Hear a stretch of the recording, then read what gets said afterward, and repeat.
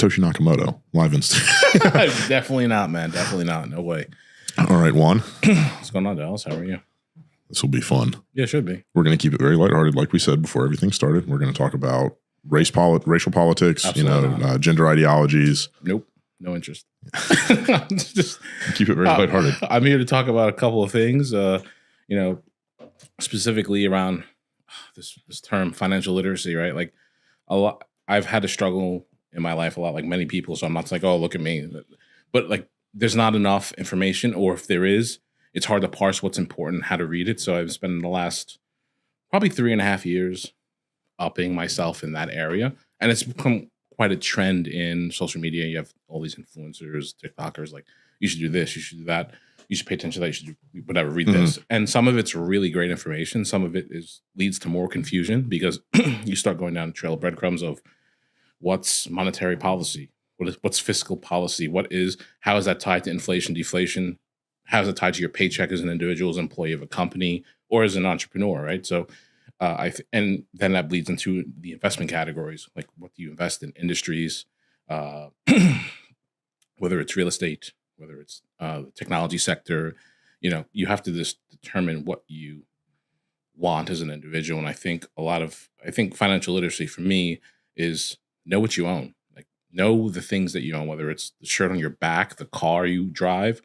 or the house you have, or the investment property, or the stocks, or the 401k, the IRA that you own. So like, you have to know what that is in order to see if you're going to be able to preserve your wealth and or generate wealth for yourself and your family. And I think that's where a lot of people globally, not just in America, but particularly for the American audience, is like, it's still kind of confusing. And it's still kind of confusing for me. And I'm still learning things every day. It's almost like you're in a forest and you're trying to see the forest through the trees, and you're looking at all these different branches and leaves of how things connect on a economy basis globally as well. So that's where I kind of would like to start if we can. Yeah, go for it. No, financial literacy is not something that our country does particularly well. No, not at all. And I think there's going to be a greater push for that. But there's so much content out there in the world today, from YouTube to TikTok to Instagram. Like, you always find. But my problem with TikTok or Instagram reels or the stories, it's just too short, right? Like, you say, hey, you should buy this and just sit on it. Why should you buy it? Why should you sit on it? What to look for? It's a way more nuanced conversation. And again, you throw your hands up. And most people should probably put their money in index funds. And we'll get to why that is. Like, owning like Tesla stock, for example, probably not the best thing to do as an individual, unless you have enough capital to do that. And capital's money. So like, whatever. You have enough money, you have cash in the bank, whatever. Yeah. And I like to model my kind of investment thinking around knowing what I own. So if I buy 10 shares of Tesla back in 2013, I think it was like $20 a share. Yeah. And I just sat on it up until now, if I was lucky enough. That's probably like $200,000, right? Most people like, oh, it's $24 a share. That's too expensive. Where's your entry point for not just in stocks, but like bonds that are tied to 401k, right? Corporate bonds, government bonds, especially U.S. Treasuries. So even real estate. I look at real estate. I like to rank all of the investment categories, industries, as like my least favorite to my favorite. And real estate is my least favorite, but it's a really great vehicle for Americans. And I kind of had my eyes opened up in two ways. One, through, watching a lot of your content on Instagram. And two, being overseas. So I have some friends who are overseas and we were talking about like housing and stuff. And I think it was about 18 months ago. He was talking about, he's renting, he's looking to buy a house or whatever. And I found out like they only do mortgage rates for like 5 years. It's like, what? In America, we get 30 years. I mean, you could do an adjustable 15 or whatever. You have those options, but most Americans opt for the 30 year. And if you have a good rate, it's cheap debt and you can afford it over time and you build that equity in your home. When I realized that other countries, well-developed countries, like the United Kingdom, like Australia, like other countries in the EU, have these shorter term loans and different rate adjustments after each year, even sometimes based on the contractual agreements. It was kind of like stark and scary. It's like, we are really the land of milk and honey in a sense, right? Because you're locked in a 30 30 years at 3% if you were lucky enough in 2020 or in 2021, right? Not many people have that opportunity globally. So it kind of opened my eyes to like, we're very fortunate here in America, more so than most people like to think these days. And that's, different for every individual. So the financial literacy thing is so interesting because, again, it is like America is this land of milk and honey, like you're saying. It's like you have all this tremendous economic opportunity here. Like you can say whatever you want to about it. There is no greater country on the planet. If you want to acquire capital, like if you want to get rich, this is the country to do it from, in any realm. But not exactly great at showing people, hey, look, here's all the pitfalls you can get into. Hey, here's all the ways that you can absolutely destroy yourself by the time you're 21 years old financially, and you can dig a hole that'll take 5, 7, 10 years to get out of. Sure. Absolutely. Like Charlie Munger, who's no longer with us, but famed investor. Warren Buffett gets all the credit. So does Munger in a sense, but Buffett's been like, it's more publicly well known. Yeah. They were partners in Berkshire Hathaway.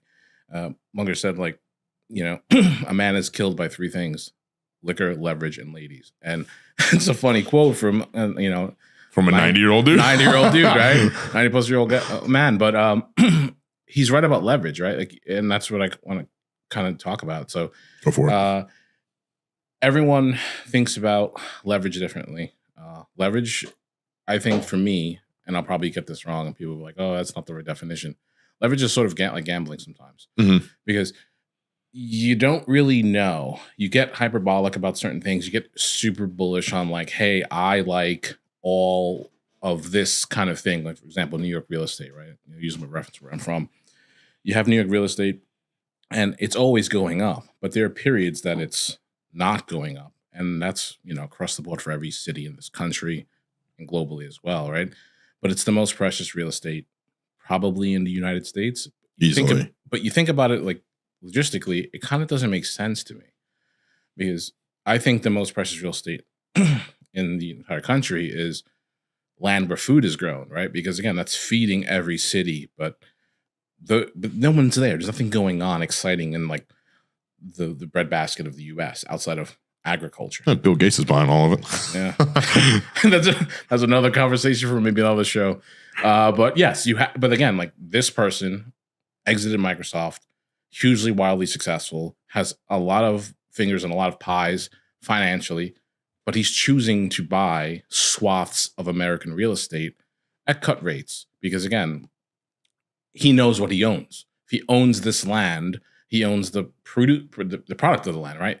And that production goes everywhere in this country. And we also ship overseas for food because I think China is one of the biggest pork importers from the U.S.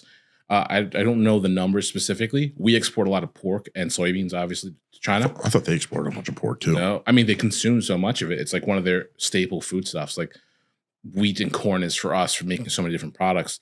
They are very pork-driven for that. They have other, obviously, rice and wheat as well, but pork is a huge import to China from the U.S. and other nations. We're not the only one, but we are a huge exporter of pork to them. And I think it's probably a decade plus that we've been a huge exporter. I don't have the exact numbers on that. So, but that's kind of wild that I've seen some like horrific ass videos out of China where it's like they have these massive like pork farms. Yeah. And it's just like literally it looks like Fulton County not Fulton County prison, like the federal prison. You've been inside? A couple times. It looks like the federal prison downtown. Except it's just full of fucking pigs.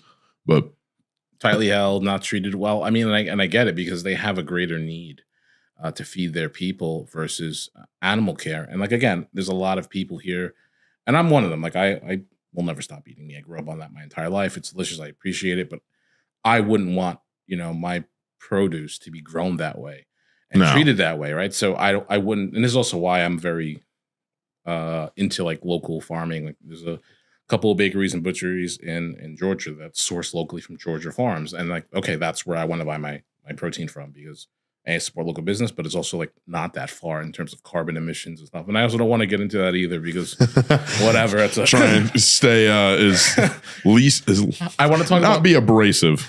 Not even abrasive. I want to talk about what I know and also what I'm still trying to learn. And I'm not really well versed in that area. I have some ideas, but like, again, I need to read more. Like I think all of us do. There is nothing more fun than taking strongly held opinions and strongly held beliefs on subjects you know little to nothing about. As someone that's an expert in shit talking, dude, you just pick a topic and you're like, I die on this hill. Do I know anything about it? No, but I'll die on it. I mean, that's a fun time. That's a good time. Maybe for you, not for That's me. a good time, dude. I mean, maybe in private with friends that are trusted, you could have those like. This crazy... is in private with friends that are trusted Absolutely in the not. internet, dude. No, definitely not. Okay, well. So let's just pivot back to potato to the finance part. So like, I put together something, and we could. I'm not gonna show the graphic in here, and it's easy searchable, but I divided all the asset classes, right? So you have real estate, right? Okay. And this number's of 2022. I'm sure it's increased in value since then, but the total global market cap of real estate, and that's every country that it's tracked in, it's about 380 trillion. That's a huge amount of value. That's the total value of all real estate globally as of 2022. It's probably increased, could be up to 400 trillion by now. Yeah. It could be wrong, but I'm just going to the numbers Okay. I can pull up really quickly. So that's pretty insane to think about. And that's the most valued asset globally in terms of global market cap. And stocks it follows up with 109 trillion, right? Then the bond market's 128 trillion. That's sovereign bonds from governments. That's also corporate bonds from companies that issue them. Okay. Then you have Bitcoin. That's 1.38 trillion currently. I haven't checked the price, so it could have dropped. It could have dipped. This is from yesterday when I looked. Who knows? You can check it out now. Let's see what we're at right now. Let's see, where's Ledger at? Sure.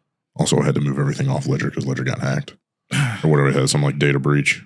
That was mostly email addresses from what I understood. Yeah, I don't play with any of that. As long as you're private, yeah. We could talk about data privacy later on too. Let's see here. Bitcoin.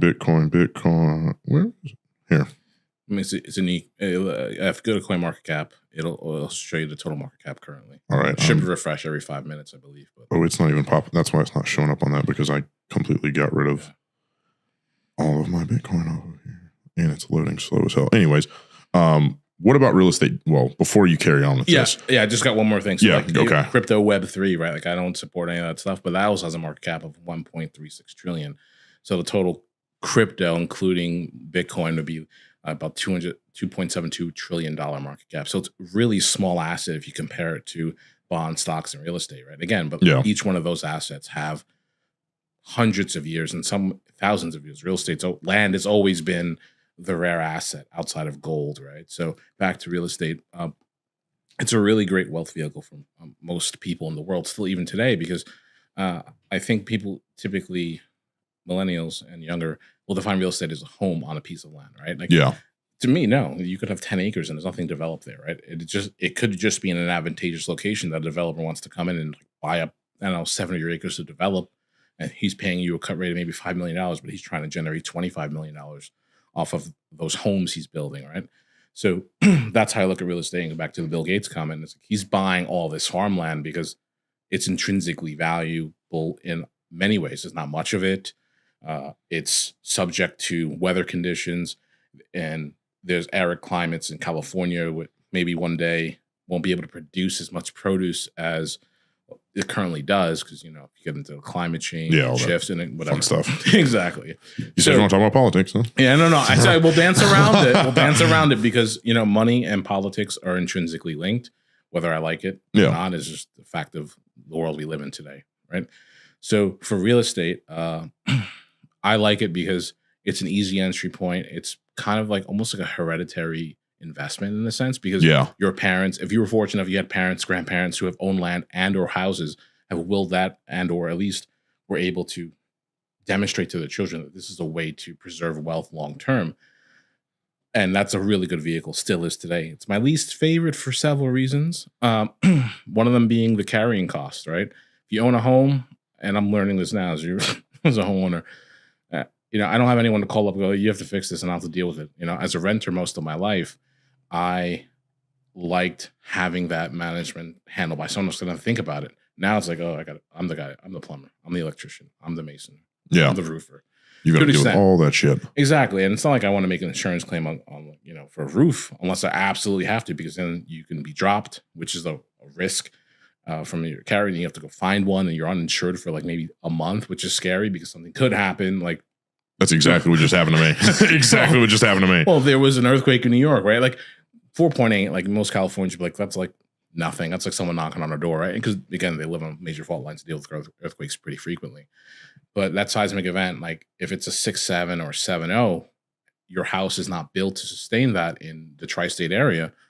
And let's say you're just shopping around, you're elapsed, and you have major damage to your foundation. That could be $100,000 repair. Yeah, you're SOL. And you're screwed. I would bet it's a hell of a lot more in New York City to get a foundation done too, because I guarantee there's so much more red tape around that. Yeah, it'd be like $100,000 here. It's probably like $2 there. Yeah, and what homeowner or individual? I mean, if they have that money, that basically, if they do, their life savings are blown away, their retirement is gone, just to fix something that lapsed and just it was a bad time. Just timing didn't line up. So those kinds of things I think about constantly as a new homeowner. So carrying costs really detract me, but also the value is liquid, right? So I have to find a seller, and I have to hope the market is good enough to get a seller to buy it for an appreciated value, right? And then I have to pay property taxes, and then I have to pay the agent to sell, and then I also have to then claim that on my tax return. And maybe I make $100,000 on a sale, but probably walking away with 75, maybe 70, depending on the state I'm in, the city I'm in, the county. So those things irritate me about real estate. And I know I think real estate's probably really good for massive land ownership, like in the Bill Gates example, but also if you're doing like multifamily units, right? Because again, if you live in your home, to me, it's not a investment, it's a consumption item because you're not generating yield on that and you're not getting cash flow out of it. So it's like, that's how I feel. I could be wrong. That many people have differing opinions. But yeah, go for it. Sorry. No, I tend to agree with you. And that's something that like I get flamed for online because people are like, yeah, it is an investment because I'm going to buy it. And I literally had a guy who was like, I'm going to sell this for $300,000 more than I bought it for. And it's like, you might do that or you might not. To who? And if you don't, then I mean, right. This is the thing. Is it like I kind of get the case of, oh, look, you're locked. Again, we've got fixed debt. So you're locked in for 30 years, whatever. Your mortgage isn't going up. I mean, yeah, your property taxes might go up. And that's like, I mean, that's certainly an issue. Like that happens in like Austin, Texas. That's happened here. That's happened in a lot of places. But then you get the home insurance issue. Like, oh, if you're in Florida right now, there's a ton of people in Florida that are SOL because they, a bunch of their insurance carriers are like, actually, we don't want to carry. I had a hard time getting insurance coverage in Birmingham. Really? Why? Dude, insurance companies are all tightening up. Sure. Like I was telling you, I got dropped because they went back and disputed that I had a new roof on the place and I had to go out. They literally were like, hey, we know we insured you with this roof. Actually, we're not sure that it's new. So we're dropping you now. And so I had to go out. I had to hire a third party roofer to go out, re-inspect the roof and say, no, this roof is between 1 and 5 years old. And I went back to him and I had to go get another fucking coverage. So that's another plan. Yeah. So that's, I didn't mention that one. I should have. The regulatory bodies around real estate are very irritating. Like in insurance, it's a private sector business that is what I consider regulatory captured by the government because it's all tied together. So the two reasons why, I'm blessed. I'm not going to sit here and say no. So I'm grateful for, I've been able to buy a house. I actually never thought I would be able to do that either. And I know, like, you had Greg on. And you probably have the same sentiment, too, because of where we grew up. From New York. Like, that's insane to buy a home. Exactly. Yeah. And at the time, I didn't really care. Like, him and I have differing views on it. He's more into it than I am a bit, but I see his perspective, and I get it. And so I do agree with it. It just, the regulatory stuff bothers me. Like, you have the insurance, and then the property taxes. Then you have, I used to think I would never buy in New York City because I would have to buy a condo, apartment if I want to stay where I grew up, right? Mm-hmm. And I don't see myself living in the suburb of Long Island. I worked there for a while. Yeah. It's cool. It's good. It's good to raise a family, but I'm not really a fan of Long Island in general. That's just code for boring. It's suburban, right? It's suburban sprawl, and I'm a city boy, straight up. Like, I like to have, and Atlanta's kind of weird in that sense for me because it has sleepy college town vibes way all the time in my view. And again, I'm coming from New York, so like it's a little skewed vision, but it is a big city. So it kind of has a weird blend of that. And I do love how green it is here. It reminds me of New York. I know like people are like, oh, there's old buildings everywhere. I'm like, but New York has a lot of greenery. It's just in certain locations. Yeah. And it's got a really good distribution of that greenery. I mean, if I'm driving on, let's say, I don't know, Moreland, going from any part of Moreland, you're passing by ponds, and like it just turns into like a different area. You make a right on ponds, you're going through Decatur. It's like Oh, You yeah. feel like you're in a suburb Mhm. outside of the city, but you're actually still in the city before you actually hit the Decatur border. It's beautiful. So like The People's Republic of Decatur. I don't know much of where that's going, but The I'm sure People's Republic of Decatur. I'm sure it kind of has the. I've been told, and I kind of got a vibe that it has like a Brooklyn, like North Brooklyn, not actual real Brooklyn. I grew up, but like gentrified Williamsburg, Bushwick feel to it. And don't get me wrong, like I have strong feelings about that back home, but there is some good that comes with those changes, right? So I'm not going to sit here and say no. But like, again, as far as I want to get into that, all that shit. So Stop teasing me. I want to get into it. no. Let's get unhinged. So like back to the real estate, like I really don't like it for those purposes, right? There's so many people I got to pay. This closing attorneys, this entire apparatus, and again, necessary apparatus, right? Around that, but it's really just like it's like just a frustration notch. It's like, here we go. I got to deal with this. Got to take carrying costs out of it. I want to sell. I have to go through all this stuff. Then I'm getting taxed on top of it. So it makes it less attractive to me in that sense. But I think like multifamily units where you're generating yield off the rents, and again that's kind of rent seeking behavior, and I don't want to get into that either because that gets very apolitical fast. I get it, but I think it makes sense financially for the right investor. Like I remember listening to a Twitter Spaces where multiple somebodies were talking to Juan Cordero about like why he should take a Bitcoin position, and he was like trying to understand it himself, but like he's ultimately at the end of the conversation, he was like, Bitcoin might be the right investment for someone or you, but it's not the right investment for me right now because again, he doesn't really need it, right? There's a lot of talk of who needs Bitcoin. Like I would argue Argentina probably needs. I was going to say who needs Bitcoin. I don't want to pivot all the way over there yet. Okay, all right, we'll come back to that. But everyone, I'll be honest, like anyone. I don't want to get too tinfoil hat. Everyone should have it, right? Get as tinfoil hat as you want.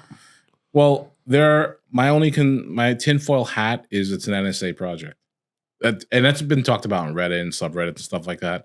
But an NSA project to sort of like, and then there's also like it's a CCP project as well. So you don't know what to believe. So on the NSA CIA project, it's more about like long-term planning for America because again we have. Again, I don't want to go further than this with politics. It's not my expertise. We change our governments every 4 years, every 2 years in some states, or senators, governors every 6. So it's hard to have a long-term plan cohesively as a populace and as a governing body in that sense. And I understand why. But like a place like China, comparatively, they're trying to plan for 50 years, 100 years. That's why they have that. That's why their party is so united in that sense and their long-term planning. So for us as a nation to kind of compete at that stage economically, and I hope not, but militarily at some point. And again, like don't want to go further than that, but I will. I'm sure you will. We have to have long-term planning, and that's difficult to do when you have so much change. Yeah.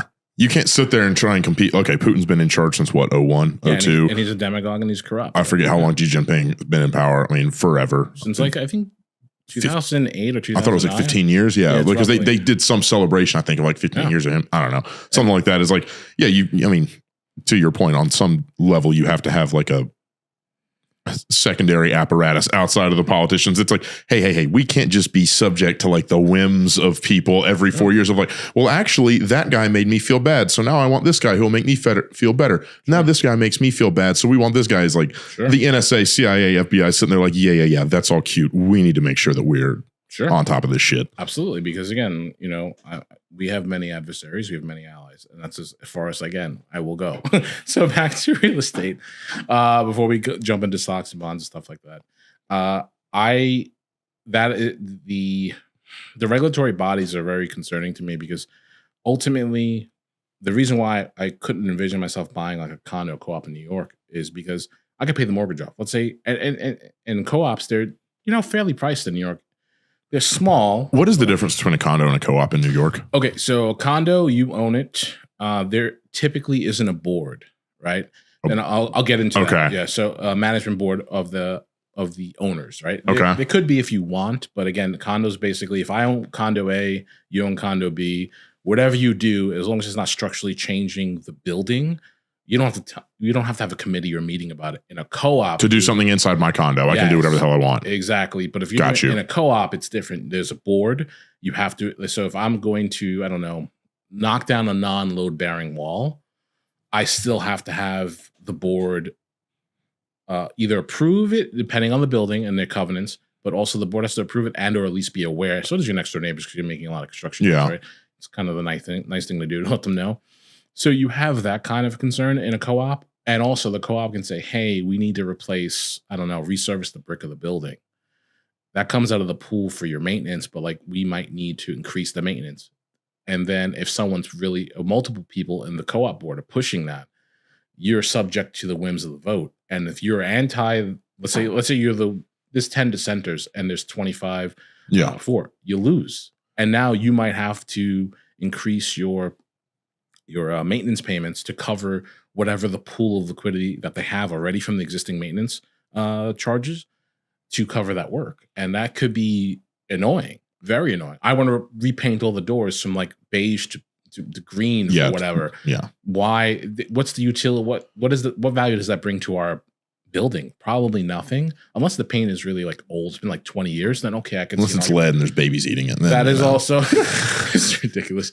That's also another reason why you would do it, and it makes sense. But you're subject to human behavior that you're no longer in control of other humans, right? And that's kind of the hardest part of any co-living environment in that situation, in any place, regardless if it's New York or California or you know, South Africa. It doesn't matter. Yeah. You're subject to that. And the same thing in HOA. I was going to say co-ops sound a lot. Condos up there sound like you got a little bit more freedom in them versus a co-op just sounds like a homeowners association, a 100%. Condo building here. Like that sounds like the same thing, but 100%. I guess condos is just kind of like, hey, don't shoot your neighbor and we're good. Exactly. Well, yeah, pretty much. Or you own it outright and like, it just like, again, that's why I think condos for me in a situation are more attractive. Yeah. But again, you're still tied to maintenance. So I could pay off the mortgage. Let's say you buy a condo, a 2-bedroom in, I don't know, Upper East Side Manhattan, like in the 70s or 80s, off of the major avenues. Let's say you're on York Avenue, right? So it's really south of 2nd Avenue. You could probably pay like $450 for it, maybe $500. You might get in the 70s or 80s. Yeah. I haven't checked recently, but this was like 2 years ago. Fine. So you're there, and then you might have $1,000 maintenance, right? And a month. Okay. Or $900. It really depends on the building. Yeah. And you buy your apartment, no problem. You pay that off, let's say, in 30 years. You get 30 years at 4%, 5%, whatever the rate is. And you're stuck paying that rent and property taxes, which is very minimal in New York, which is really kind of a cool thing. You say property taxes are minimal in New York? Yeah, compared to other places. Like, for instance, depending what you own. Not minimal, but like they exist. It's just not as high. Like, okay, it's not as high as mine. I have property taxes. They're no way near. If I were to buy a condo in a specific neighborhood, I would be paying probably 30% less in property taxes. But the city of Atlanta, and I'm definitely not advocating for this because, again, doesn't charge a city tax. New York City has a city tax. Okay. So you have a New York State tax. I think it's at 11%, if I remember correctly. And then you have a city tax, which is 2 or 3%. I would have to look it up to verify. So you're paying. They're recouping it in other ways. Exactly. Okay. So you're paying it for that way. And then there's also the sales tax on things, you know. And then they also have the one tax I agree with, and I'm not a parent, is like the family leave tax. Like you get covered through your job, but New York State also takes like $20 or $30 a paycheck to fund that for extended parental leave after a child's been born, which I think is a great tax. I'm okay with that. Okay. Even though I don't get a benefit from it. So if I do have children one day and I live there again, or if I never moved, I would take advantage of that benefit, obviously. So I'm for that kind of a small tax. Interesting. Yeah. But I'm not for this constant rent payment. So basically I'm paying rent on a piece of property I own. I also look at the same thing. I'm forever paying property taxes. So basically, I'm renting my home from the government. Yeah. Do I really own it? No, I don't. The second I don't pay that tax bill, there's a tax lien in my house. And if I don't want to pay it, it gets seized. They take it. So the state, which in my view, it's probably the libertarian view, but the state is the sole guarantor of property rights. Yeah. And then they're infringing on my property rights because I haven't paid them their VIG in a way. So to me, that's very problematic. And I don't like that. And I understand like we're in that. We're not getting out of that. It's not going away because, again, it pays for roads, it pays for schools, it pays for a number of things, and I'm not against that. I just don't like the idea, but I owe you. Like, I feel like I have to kick up to the government every month based on my property tax. I don't like that. Dude, why do I owe you? Dude, I was watching Selling Sunset, not on my own accord. Let the record show. You're not on my own accord. It's in your industry. It's a reality TV show. It's probably full of a lot of nonsense, but it's in your industry. So exactly where I'm going with this. So watching Selling Sunset, and this lady that was an agent on the show was like, oh my God, this is my dream home. I'm so happy I'm buying this. No one can ever take this away from me. And she's saying this like dead serious, looking into the camera. And I'm sitting there like, I can think of like 3 people off the top of my head that will take that home from you like that. Like the IRS being one. The IRS being one. I mean, the bank being the other. I mean, there's so many ways you can lose your home. It's like, hey, look, natural disaster even could take it away from you, right? In California, natural disaster can take it away from you. The bank can take it away from you. The IRS can take it away from you. Or, get a bunch of work done on the home. Don't pay the contractor. Have them put a lien on the home. They'll take it away from. Hell, an investor can take it away from you if you don't pay your damn property taxes. They'll take it, sell it at the courthouse. Someone will buy the lien, turn it into a deed, and say, "Hey, out." Yeah. So there's a lot of attack vectors. You can lose that house a lot of ways. Absolutely. Can't lose Bitcoin that way. Not yet, right? Again, like for currently. So we'll get to that eventually. So let's move on to stocks. So go for it. So stocks and bonds, right? Like that's my second favorite. But they also have regulations and regulatory capture for good reason, right?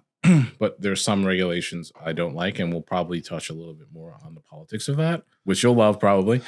So I'm an actor in the market. So let's start this way. Most millennials probably should use index funds, right? Unless like you're an active trader, you know what you're doing. You can also trade on options, which is very dangerous, and you shouldn't do it. Full stop. You should not do this. Leverage. Like you were saying earlier, leverage will kill you. It'll take you up a lot quicker, and it'll also take you down a lot quicker. Absolutely. Take you through the floor. It's a sad story. God. I think it was during the GameStop craze, the Robinhood kid. Mm-hmm.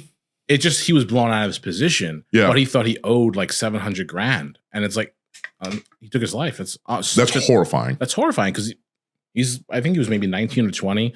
I thought he was younger than that. I thought he was like 18. Okay. I thought he was had barely qualified to open a fucking Robinhood account. How do I tell my parent? These are legitimate fears and concerns. I get it. Yeah. You open that account up and you see, I owe $700,000. You're like, I'll just kill myself. It's over. I'm never getting out of this hole. Mm-hmm. I mean, maybe not never, but like there's a 2-decade hole. Unless it's a liberal arts degree. I'm not going there. You can go there all day Unless long. It's a liberal arts degree from a private university, then $700,000 in debt. We're good. Listen. So, like again, I don't want to go down that road, but so to circle back a bit to the beginning, like I think most people are afraid of investing, or like not afraid or fearful. They just don't get it, and I think the easiest way to start understanding and getting it is to know 3 things, and those things are understand yourself, understand the investment you're choosing, and deciding to commit long-term to it, right? I forget who said this. It's a quote, but the best performing portfolios of anyone are of dead people because they've just bought something and never sold, and it still exists. It's an account, accumulates, compounds wealth. Compounding effects are huge, and they probably bought the S&P. They probably bought some U.S. Treasuries, other bonds, just sat on them. Exactly, and they kept just contributing. Here's my whatever, $50 a month, $300, whatever you could afford to put into your 401k and or IRA. This is what happens over time: compounded interest. So those are the 3 things that you should think about first, and then start looking at like investments. And even then, index funds are where it's at, because you might miss the rise of Nvidia. It's going on a huge run. I think 2 years ago it was like a $300-$400 stock. Yeah. Oh, I wish I had put my $10,000 in that. And maybe it's a gamble because, again, maybe it's not so much a gamble. It's just your risk profile changes. It's still a gamble to some degree because you're betting that it's going to go up. I mean, sure. I literally am a use case for this. I was like, fuck it. I'll throw some money in Nvidia, see what happens. And it worked out. But also, I mean, what if it doesn't? What if something goes wrong with, wherever they're manufactured? What if China bombs Taiwan? They can't make semiconductors. Boom. All of a sudden, Nvidia is useless. It's like, oh, wow, there went all of my money. Well, it wouldn't be useless, right? Like, so hear me out. This is where it makes it an interesting trade, as people say. They're useless for maybe 18 months, maybe even up to 5 years. But most people aren't holding it for that. Most people see it go down and get scared and sell it. They panic and break out of the trade. But if you have, let's say you waited on the signs, you had your 10K that you worked hard and you saved, and Nvidia drops to like $37 a share. That's when you do it in that scenario, because then at the very least, it will get to, hopefully, once, things have changed globally, it'll go back to its level of producing high-end chips, which are high demand for not just cryptographic security, but graphics, AI specifically. Like that industry is not going away unless humanity doesn't exist. So we're not there yet, and I hope we never get there. But that industry is going to be huge in 10 years. I mean, it's going to make the boom of the internet 20 years ago look like a pin drop in comparison. It's going to be really scary, exciting, and it's going to potentially enable highly skilled people to continue working, but low skilled labor. And I'm not trying to get into that. Like, it just name off who is low skilled labor. Let's name names. I'm not naming. No, I'm just saying.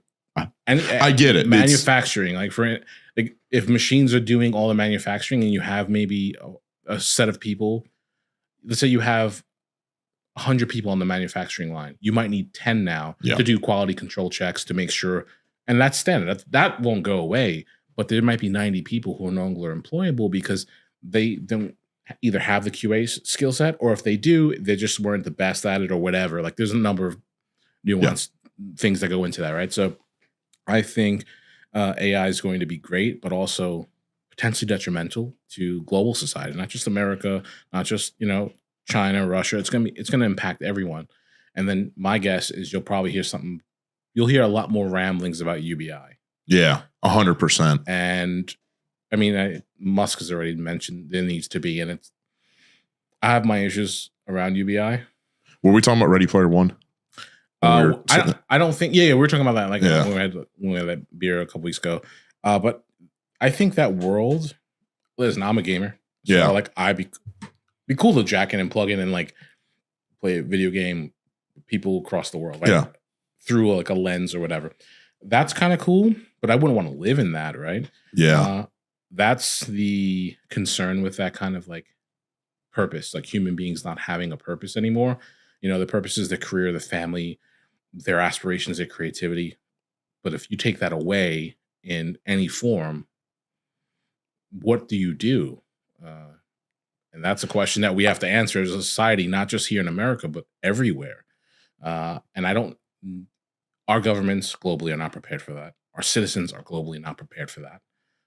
Who knows how it could be great. I'm hoping it could be great, but I would not be conservative in saying oh, it's gonna be awesome. Don't worry about it. No, we have no idea what's going to happen, and it's scary and exciting at the same time. Like what you were saying about the boom. I've talked to you about Bowtie Bull before, the Substack that I read religiously, and they were talking.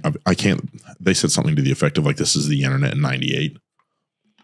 It basically, look, crypto, all this stuff is going to so radically explode over the next 20 years, and everyone's sitting there oh, I don't get it. It's a fad. It's you can go back. Betting against technology, historically speaking, pretty bad bet. There's all the way back. People are well, I just can't believe that people are going to want to look at messages on their internet devices and not send a letter. It's the only person I've ever gotten a letter from was my grandma. Sure. And that was the technology of the time that she grew up with. Exactly. Right? And so it's you look at I've got some nieces and nephews, my youngest nephew's 9. By the time he's 18, 9 years from now, what is AI and crypto going to look like? What is that world going to look like? And he's going to have grown up in a world where I'm yo, what the fuck are you doing, dude? Yeah, you're gonna be the grandparent in a sense, but you won't. I'm gonna be the boomer, dude. Yeah, but you'll be what in your mid 40s, and that's again, in 18 years. I'm saying, what are you, 26, 27? There you go. Well, 9 years. I mean, so he's 9, so 9 years. Yeah, I'll be 36. Yeah, you in your 30s, and you might be considered. I mean, that generation will consider you a boomer because you don't know how to do this. Yeah, exactly. He's gonna be looking at me yo, what's your problem, old man? Exactly. Figure it out. I had to figure it out, and it's well, it's a bit different, So I think technology, from a healthcare perspective, I think it's gonna do really great things for humanity as a whole. It probably will disrupt and disintermediate the healthcare companies in the United States and also globally, because there's private insurance in other nations outside of like the public insurance that's guaranteed. So it could be disruptive for that industry in terms of jobs. Yeah.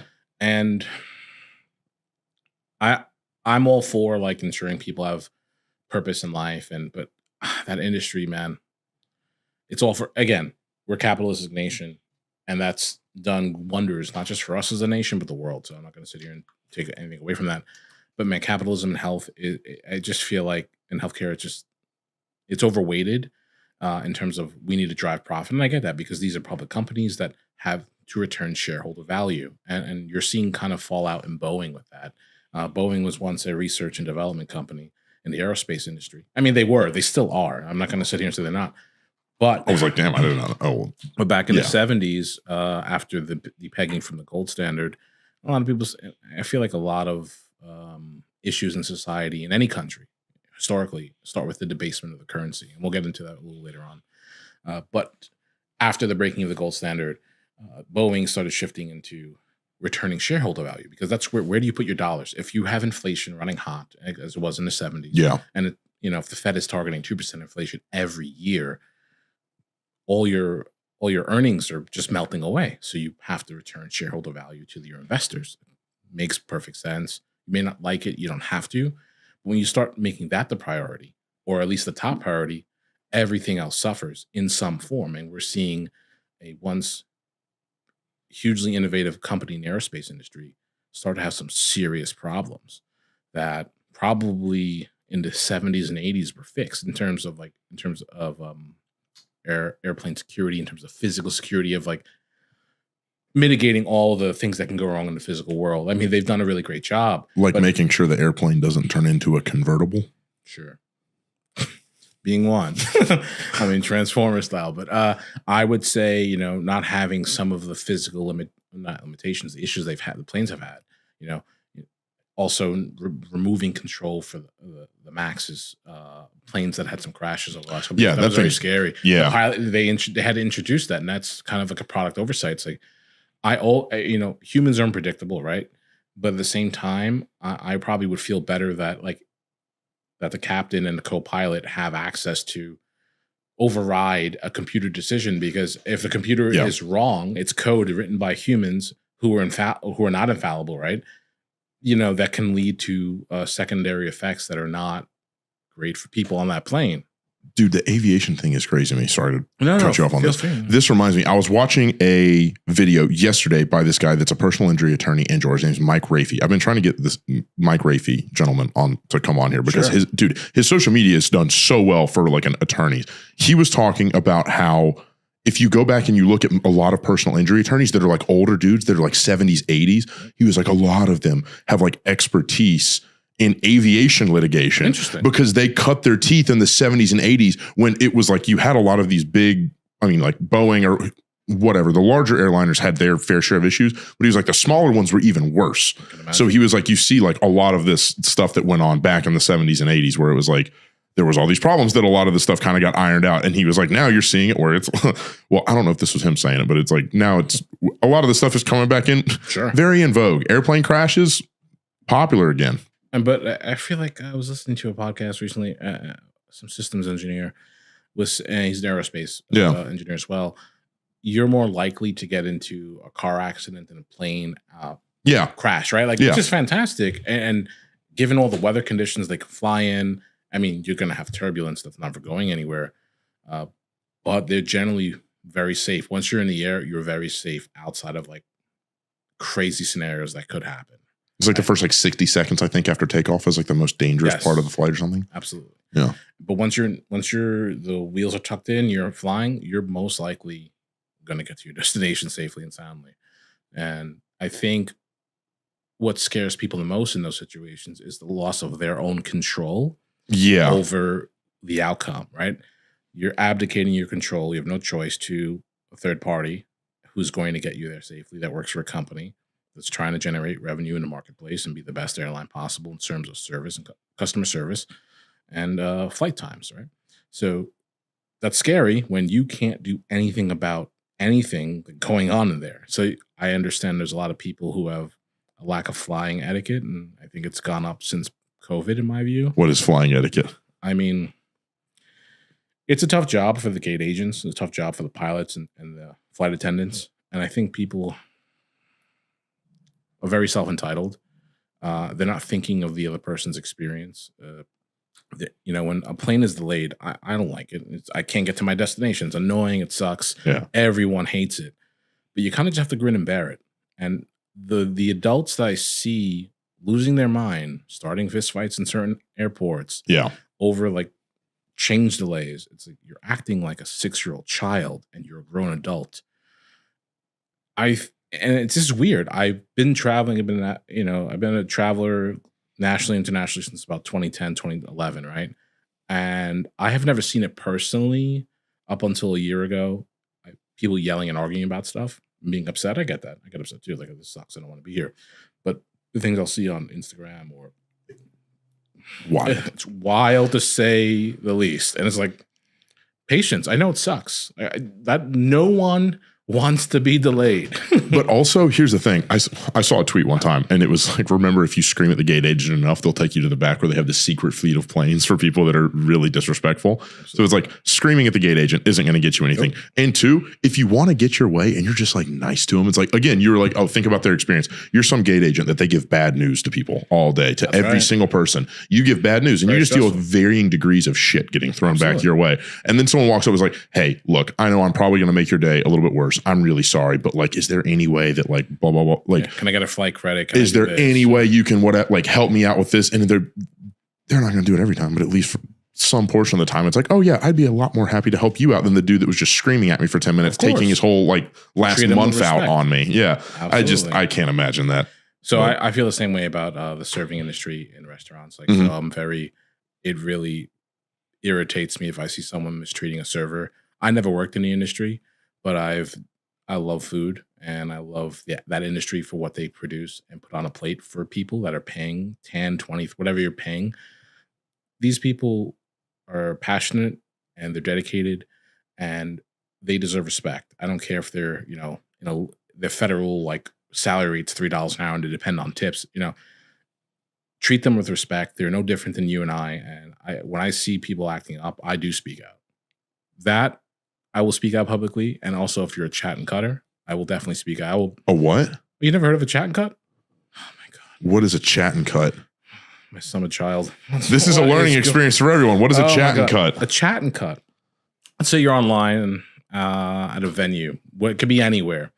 And let's say you're with one other person. And you're having a conversation.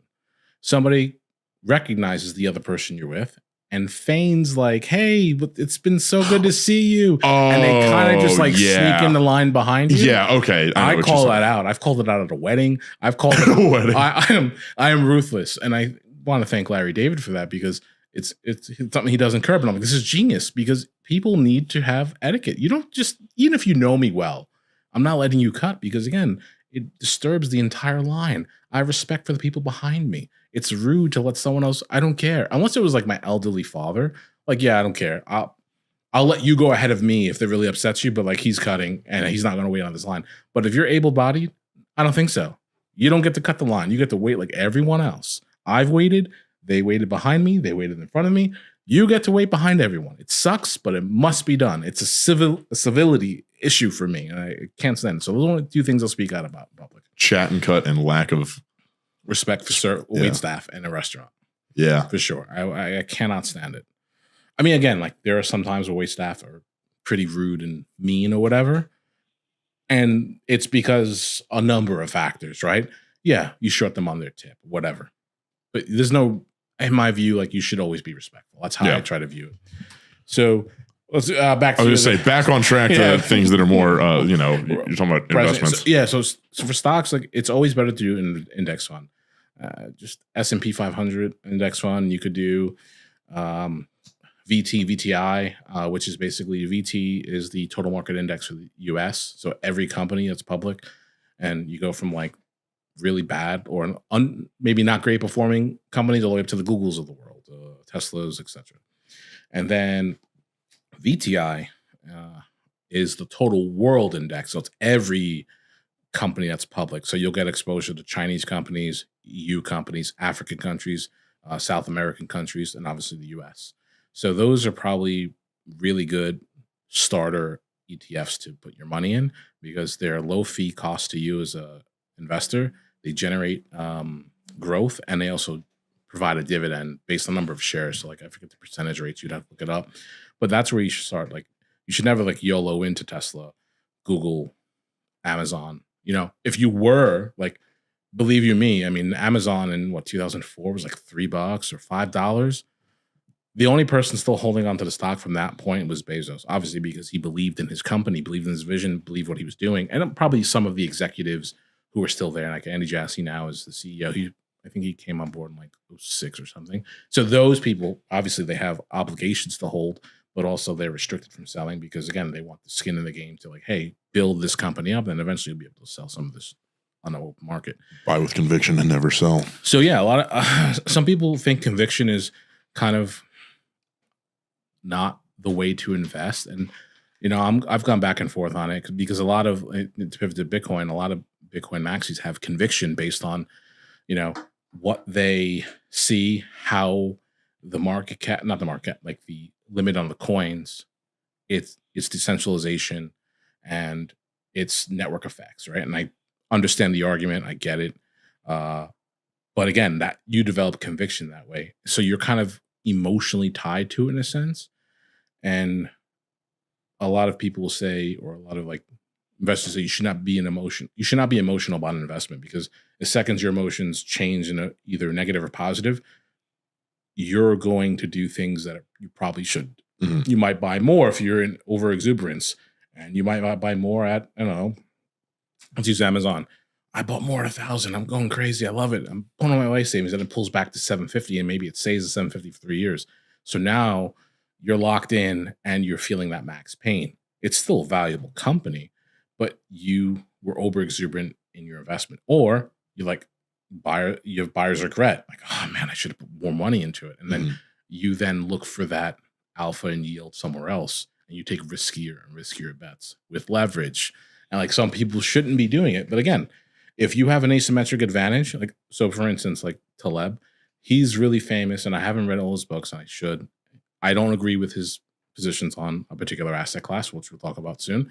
But he had an asymmetric advantage in the 80s and 90s in options trading. And it made him not only his wealth, but his fame. So, you know, he's got a lot of input and stature in the industry of investing because he's successful. He has a track record. So those people saw an asymmetric advantage that they took advantage of, obviously, but they didn't tell anyone about it. So when I see people in certain industries go the selling courses route on how, and I'm open to being wrong about this. It's just the mistrust I have of humans, right? So if you have an asymmetric advantage and you're teaching me how to like trade options, for example, and you're really good at it, why would I buy that course from you? I feel like the second you start selling that course on options trading, you've either lost your asymmetric advantage where you're making a shit ton of money, or it's kind of evened out. You're making money, but you're not making it at the clip you once were. So now you're looking for another financial funnel to feed your needs in life. So I get that. You're selling last month. You're selling what was working last month, this month, so that people are chasing they're on the tail end of the curve. And it's like, oh, I'm getting this. But when in reality, the person that's selling it has already moved from, you know, everything that he's selling you in course A to something, we'll call it B. Sure. And then once B's utility dries out, he turns around and goes, great, I have another groundbreaking technique for you. Buy B. It's only $9,997. And then he sells 100 of those and just keeps it pushing. Yeah, exactly. And now you're in the business. He's a course grifter. Yeah. Yeah, exactly. And that really bothers me. It's like, so for me, I mean, don't get me wrong. Like those courses provide good information and strategic information that you can apply as, you know, in the marketplace for whatever industry you're getting a course for, right? Because there are successful ones. It's just the ones that are focused on investing, I'm very suspicious of. Like if it's a teachable skill, like you have an asymmetric advantage of how to properly market or up your marketing skill set or sales or whatever. I think those are more valuable in the market because because you're teaching a hard skill. I was gonna say, I like investing is a skill, but like if I can learn how to sell, that's a skill I can transfer. Sure. If I can any industry, if I can market a dog breeding company, I can market whatever. Exactly. But if I know how to do options trading or forex, it's like precisely. And those are the things that you're grifting. Like I listen. You might have good information. I'm not going to sit here and say you don't, but you wouldn't be doing this if you were still making the same or if not more money at your options trading or whatever financial course you're trying to sell. And I get it. Like people need multiple funnels, especially if they're entrepreneurial. Like they don't have a W-2. So they need to make as much money as possible to support not just their lifestyle, but they have to pay for healthcare. Right? Like they're not paying for healthcare, and their premiums are much higher than anyone who has a W-2. So I totally understand their perspective, but I also think it's a bit scammy and grifty. I'm not pointing at anyone out. I'm just saying industry, like in a sense. So, and that's why I think most people, if they're going to invest in stocks, they probably should do index funds, and also bonds. I mean, like U.S. Treasuries, are a very liquid market. It's probably the most liquid market in the world for that bond, and those can be part of a good portfolio, but they're not going to grow at the same rate as the S&P or QQQ or any of these other ETFs that have huge market cap companies that develop everyday products that we all use throughout the globe, right? So you have that. It's basically, do I invest in Meta or do I buy the ETF that has Meta? I'll get the downside of Meta when they, lose a stock value for whatever reason, like Metaverse didn't pan out, they laid off a bunch of people, or it's still being worked on. They just spent a lot of money, so then they have to tighten their belts in order to be more innovative and profitable for the shareholders.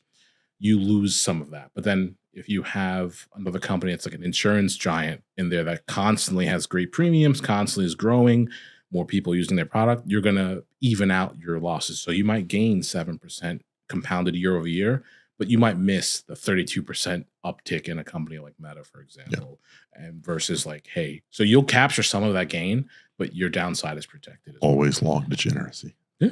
Always long degeneracy. Long degeneracy. You could do that, but then just no. I think I read it. No, I'm saying just like humanity as a whole. Humans are always going to go for the get rich quick. That's the reason why fat loss pills are a thing. It's like, you're telling me I just take this one pill and then I lose 80 pounds. It's like, no, you got to work. You got to work. Probably not. But then for some reason people think it's different on business. It's like, if I just put $10,000 into this one stock, I'll get rich. And it's like, you could. You could. Or you could lose all of it. Sure, absolutely. I learned those lessons the hard way. I mean, to pivot to why I think Bitcoin's probably the best asset class for me, that and stocks, right? But I think it's the best asset class for many people. So let's start with why it's a good option, right? To me, it's a good option because it's a finite supply. Right? It's decentralized. No one controls it. No governing body controls it. That's interesting to me. So now the problem with stocks, and we'll touch on a little politics for you in this area. So let's say you're not an activist investor, but you're in the market, you're active, and you have a public profile. You're developing a public profile. And let's say this blows up and you're, I don't know, 2 million followers or whatever, right? And you start being unusually provocative because you may have achieved escape velocity.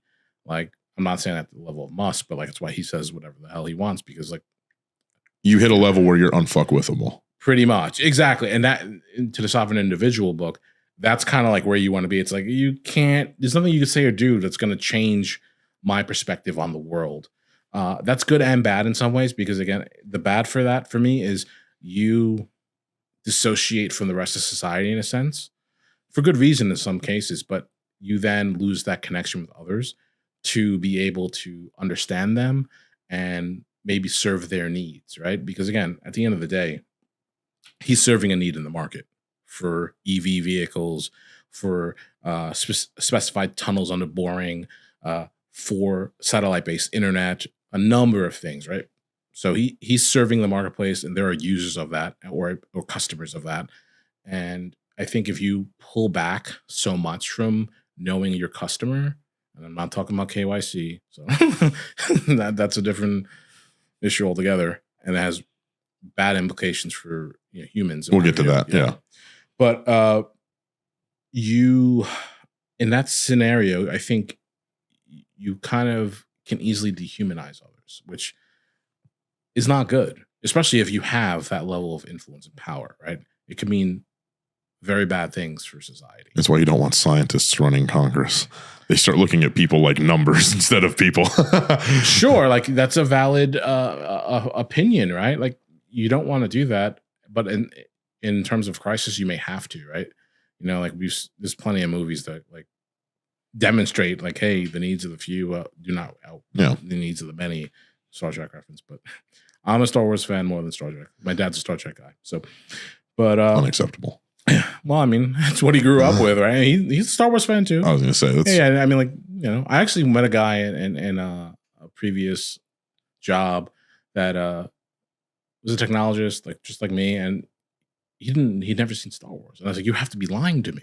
Never seen Star Wars, and I'm like, you can't be in IT and not have seen Star Wars. Like you can be in marketing and sales and whatever you do. And I still be like, it's kind of weird, but like, I get it. Okay. Maybe no, you've seen it. You know what Dungeons and Dragons are. You know all this stuff. You don't know this. Very disturbing. It's I can't very disturbing. It's like if you don't swear, if you've never said, I'm not going to do it on your podcast, but like if you never said, say whatever the fuck you want. There you go. I can't trust you as a human being because it's something that's too neat. I agree. It's too neat about it's you. It's too well packaged. Yes. Anytime anything is too well packaged, I go, what's under the hood? What's under the hood? Because it's dark. Yeah, definitely. It's dark. And I want to know. And I want to know. Let it out. Let's hear it. Let's hear the venom. So, where were we? Okay. Also, we'll go to the KYC thing. Yeah, okay. yeah. I was going to say. I was go like, for it.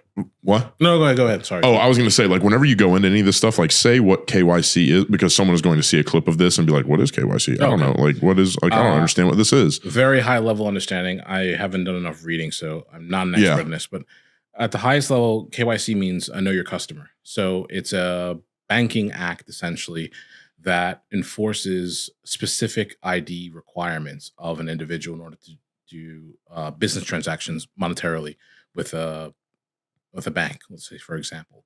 So if you bank with Chase, Citi, whoever, Truist, whatever, they need to know everything about you. Social security number, your ID, your address, your last 3 addresses, whatever. And that's, pretty invasive in terms of your privacy. So the problem with that, at least at high level for me, and again, I have to do more work in this area. It's on my to-do list.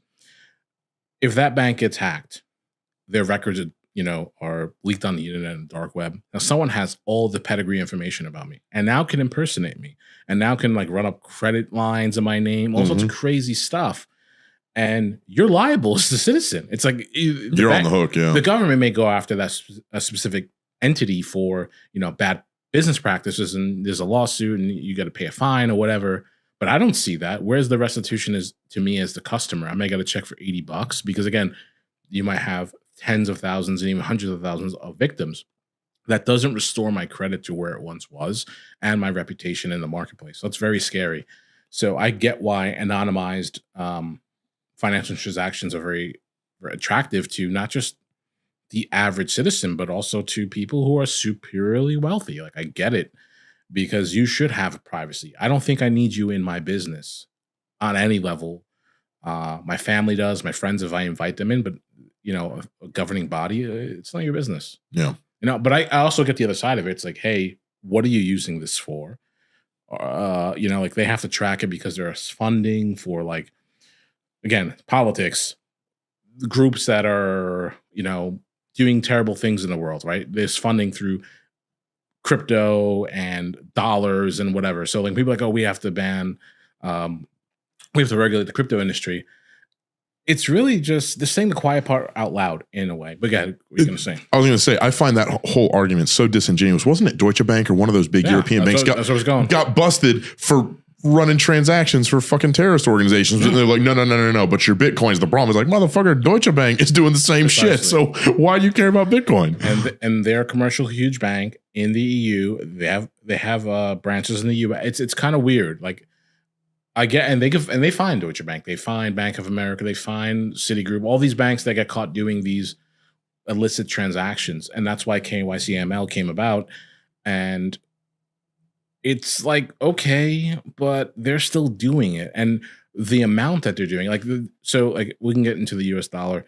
So like most of those transactions are in dollars. Sometimes it's in euros, sometimes it's in another currency like yuan or whatever, but it's mostly in dollars because the US dollar is a global reserve currency, right? So, and we touched on this a couple weeks ago when we were talking and just at a beer, but 60%, and I could be wrong about this number, of all oil sales, crude oil, is settled in US dollars because we're the global reserve currency. After the depegging of gold in the 70s, we repegged the dollar to oil, right?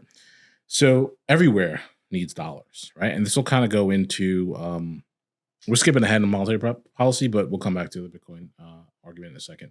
So when you are transacting in dollars for any reason, particularly for oil and commodity sales settling, you need dollars, right? So not just me and you, I mean, or even like the government or like business entities across the world need that. So they need, if they're buying crude and it's $60 a barrel, they need US dollars. Where do they go get those US dollars? They buy US treasuries. Then they sell them at a maturation date, and they get their dollars that way to buy their commodities for their country. Energy is one of the hugest commodities that everyone needs, right? So they settle that in US dollars. So if you're a market player and for whatever reason you dislike, I don't know, something the US government does, and there's plenty of people all around the world that do, where are you going to go? Right? The US Treasury market is the most liquid market in the world, more so than even stocks, I believe. Someone can fact check me on that as well. I'm sure that somebody will, but some dork will come out and be like, actually, and I'm okay with that. It's an opportunity to learn, right? It's an opportunity to shame them. It's an opportunity to attack them viscerally in my comment section. I try not to be adversarial, but again, I can be. You come in my comment section, I'm adversarial. Sure. Game on. I'm by me. Anything's fair, dude. So, anyways, to the point of, we're going with that. So basically, you need US dollars. Every nation needs US dollars on some level. But nations hold euros, they hold yuan as well at different percentages based on how they're traded and what commodity they're settling in. So that gives us a really strong position as a nation. And this is why the SWIFT network, well, it's not why, but we created it after World War II, after Bretton Woods, and everything was dollarized. Now we see a push for the euro, have been, and the yuan as well. So, China's trying to challenge the U.S. position in this area. That's why BRICS is sort of formed. But again, like you have a set of nations in BRICS, for example, that have to implicitly trust each other. And this biggest example, China and India, they have a real issue over the Kashmir region. And I get it, like territorial, historical reference. I'm not trying to get into that, but like it's a territory in dispute. There's a real dispute between those two countries on that. So they share that border in the Kashmir Mountains, and they think it belongs to them. And there's a lot of natural resources there. So obviously it's going to be contested, right? So then what if they have a gold-backed currency, which they think something they've talked about for a long time, and let's say it's called, I don't know, digital yuan, for example. They agreed on the name, whatever the case is. Now you have implicit trust between two nations who are fighting over a border, who historically, have had highs in diplomacy and lows in diplomacy. Then you have South Africa. Then you have Saudi Arabia is also kind of pled some support. Then you have Russia. You have and North Korea is going to be part of that as well. You have all these nations that like are anti-US in some respect, but they're also like they have to implicitly trust each other. Can I implicitly trust Putin? Can I trust Xi Jinping? They're going to do what's best for their people always. Can I trust Modi?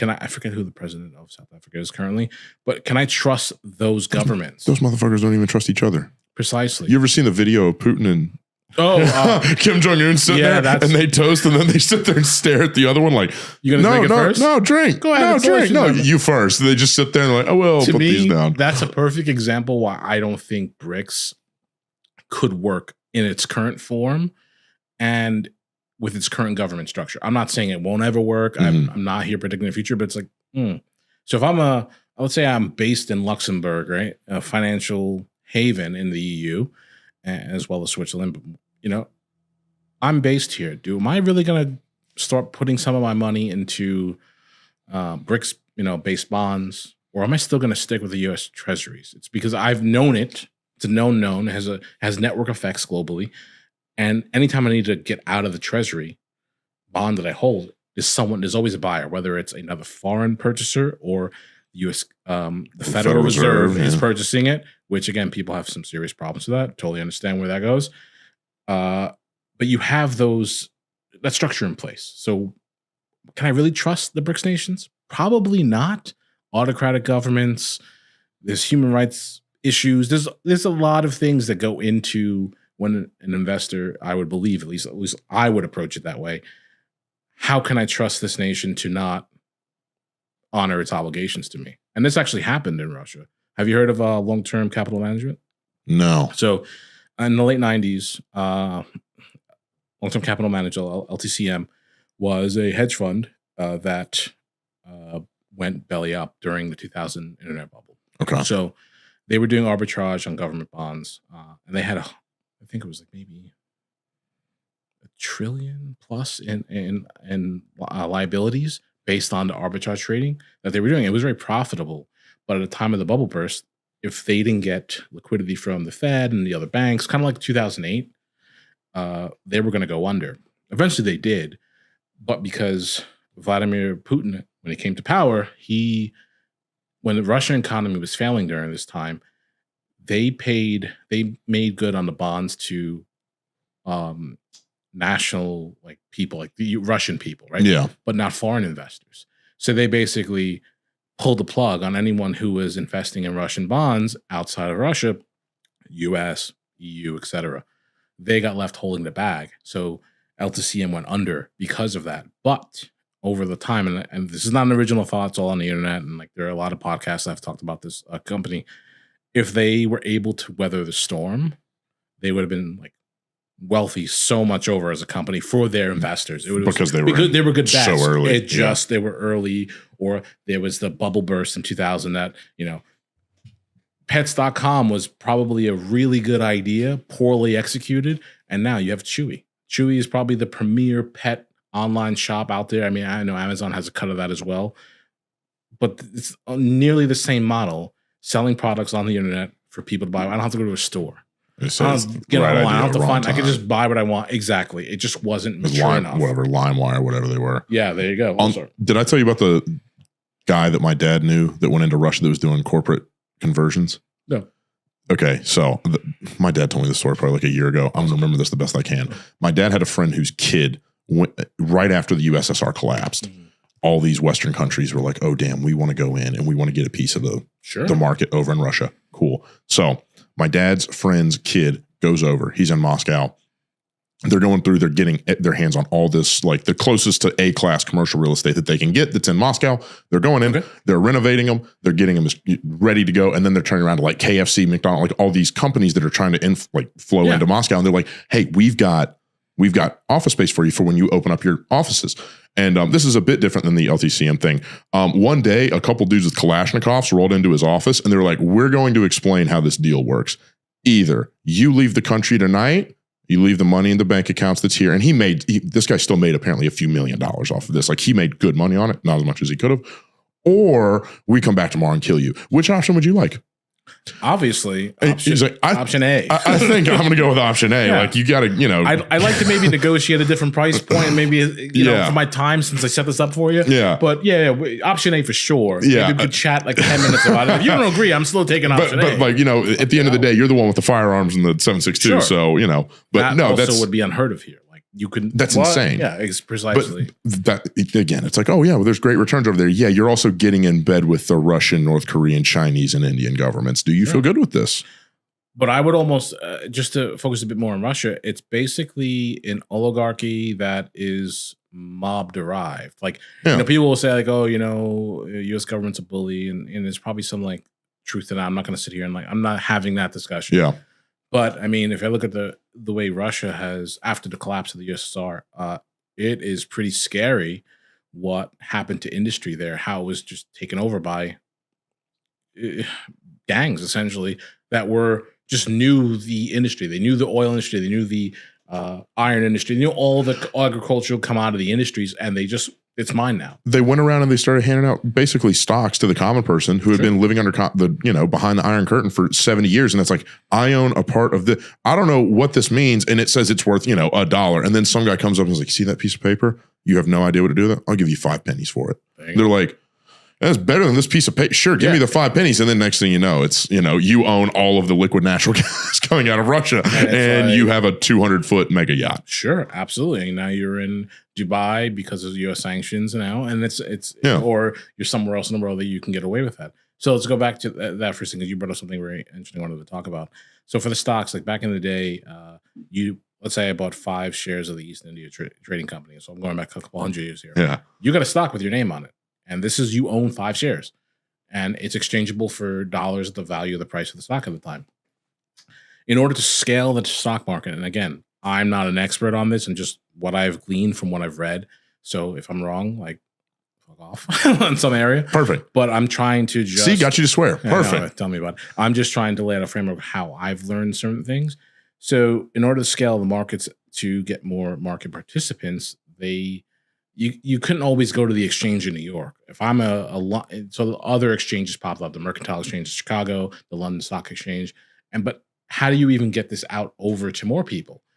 You then have all the boom of the internet. You have E-Trade, all these platforms, Share Builder, all this other stuff, which is now like been bought by Sun. And then it was, or like, was it some kind of bank had this line symbol on it, I always forget. Okay. But yeah, it was kind of, that's how I started investing back in the day. Like I owned micro shares of like Disney and like this, that, and the other.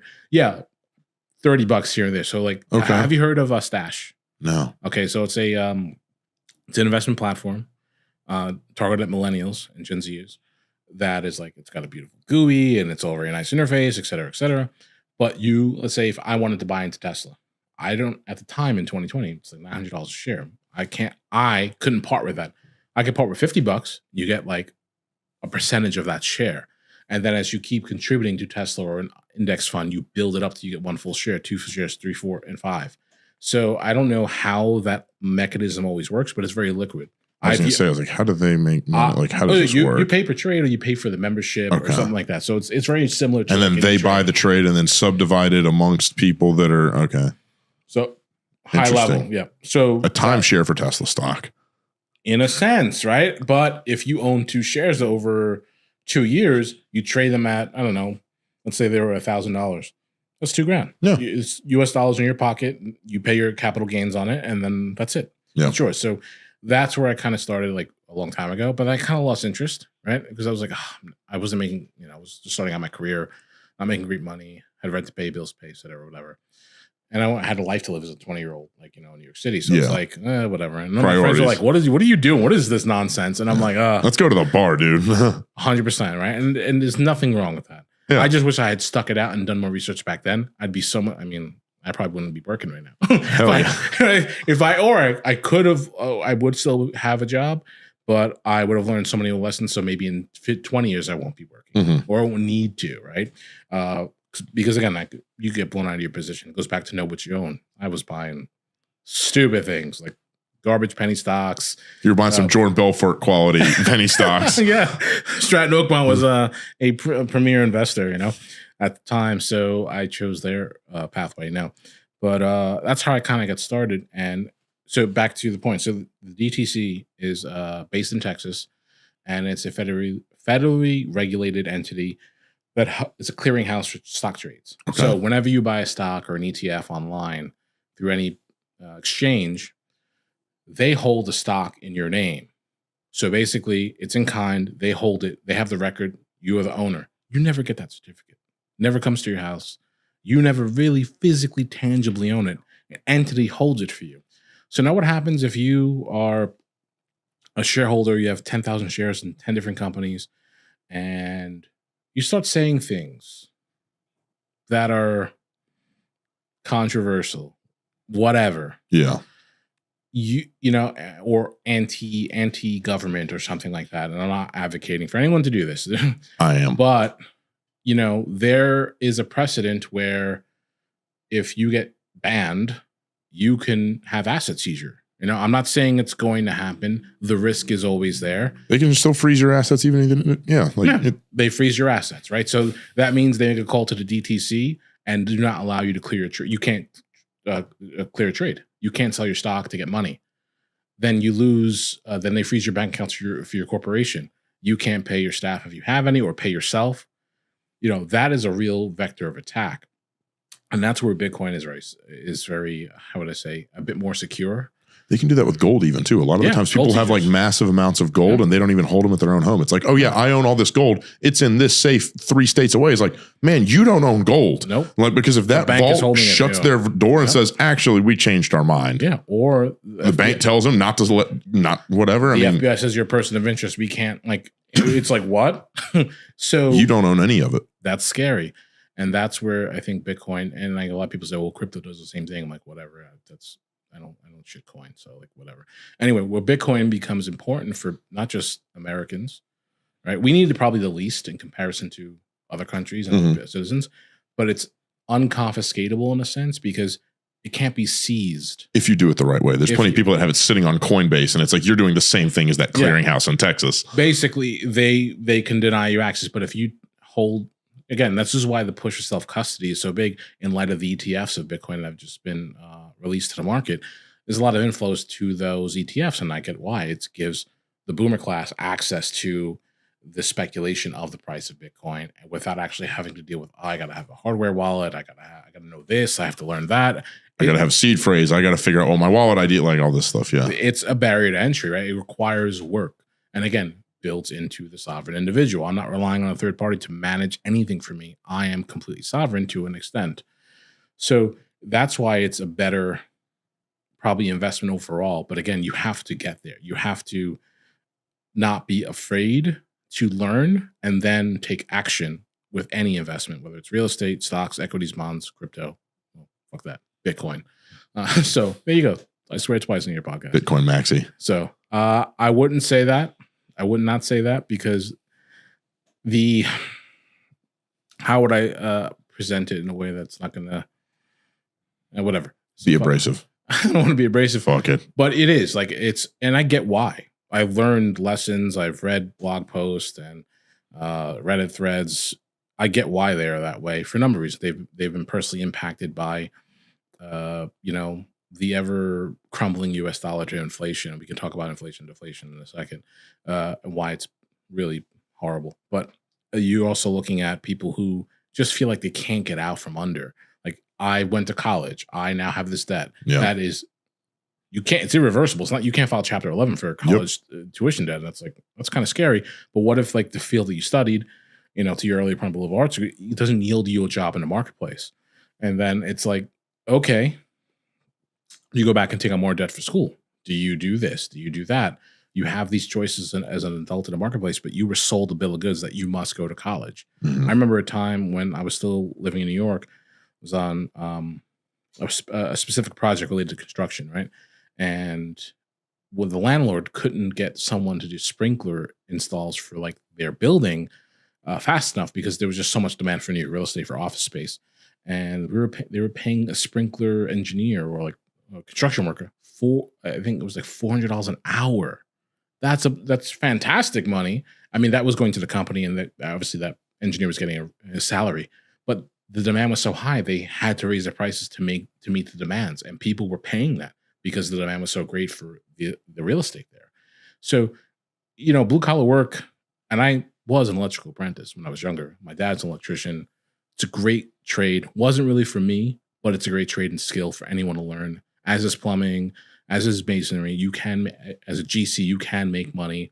And it's something I think we should probably be promoting as a way to be successful in the world, because being white collar is, I guess, been sold to all of our generations, millennials and Gen Zers, is the only way outside of like being an entrepreneur, right? I don't have to go to school to be an entrepreneur. I could just go to YouTube and basically YouTube University and learn how to do something. And then I find an asymmetric advantage. Like there's a kid that opens toys and makes $20 million a year on YouTube. What? There's some kid, for the last 7 or 8 years. Oh, look at Mr. Beast, one of the first people on YouTube. Look at him now, 10 years later. He's not formally, like, he's not going to Wharton Business School. I was about to say he didn't get a degree in marketing and sure. I mean, or maybe whatever. I don't know about his education background. Maybe he did, but he saw an asymmetric advantage. If I could stick with this and I can get an audience, I don't really need to work in a corporate environment. I don't need to do that. And some people thrive in those situations, and that's great for them. And I'm glad that, you know, the advent of the internet has provided that other route. And I think people have been sold, and I don't want to say, or maybe even bought a lie in a sense that universities, it's probably both, are the way out. And don't get me wrong, it is. It really is, depending on, but you have to be very judicious in your choice.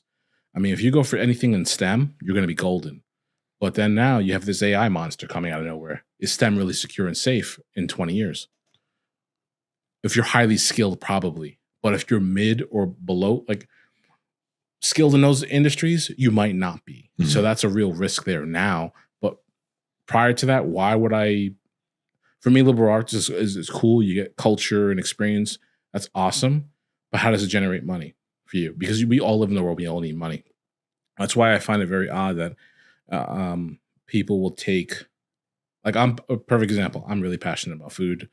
I love cooking. It's my favorite hobby. So I quickly realized that, man, I would love to be really good at this. I would love to learn. I would love to work at a Michelin star restaurant.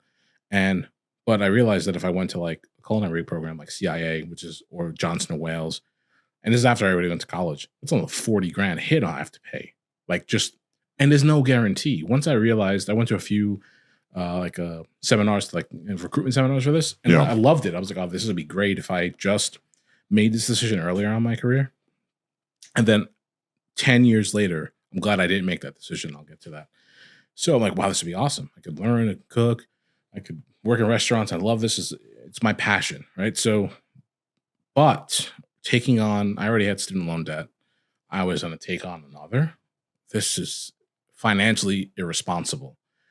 And I didn't know much about finance. I'm like, oh, I already owe like $50,000. Well, it's another 40. And I'm like, no, then you're never getting out of this. And once I quickly realized, even if I graduated at the time with highest of honors, I still don't know shit about working in a restaurant, right? Like, they try to prepare you as best as possible. You learn the knife skills, which everyone should learn, regardless if they're like, oh, I don't know how to boil an egg. You should fucking learn, because you have to nourish yourself. And if you don't want to learn, this is where I get hyperbolic and I'll start swearing a lot more. People know how to eat, and it pisses me the fuck off in ways you can't even imagine. But we'll get to that later on. Okay. So, but you should. People don't know how to fucking eat. Yeah, they don't know how to fucking eat. That's it. Oh my god. Fucking noodles in a bowl and like think it's whatever. The fucking Brooklyn's coming out. All of a sudden, you're angry. People are eating ramen. You're like, what the fuck you doing? Well, ramen, if it's done well, is delicious. Yeah. Not cup of noodles. I mean, don't get me a college cup of noodles. I eat them. You know, like I don't poo-poo fucking that kind of food, because if it's what you can afford, it's what you can afford. Yeah. I'm not here saying, oh, you're a shitty human because you can't eat at a fancy restaurant, or you can't go to the best grocery. But be creative and venturous with what you have in order to understand what your palate is. Because a lot of people are like, oh, I don't like to eat this, I don't like to that. How do you really know? Have you tried it? Did you try it when you were 16? Why don't you try it when you're 26? Why don't you try it when you're 30? I'm open to all that. And I think it's really shaped my passion and knowledge about food.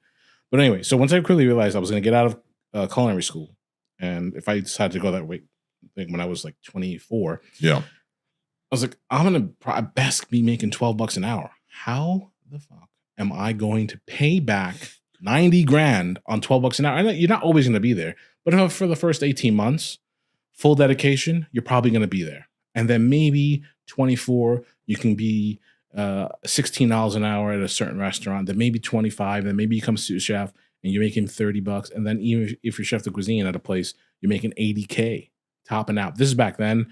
You're probably making 100 with inflation. You're never getting out of that debt.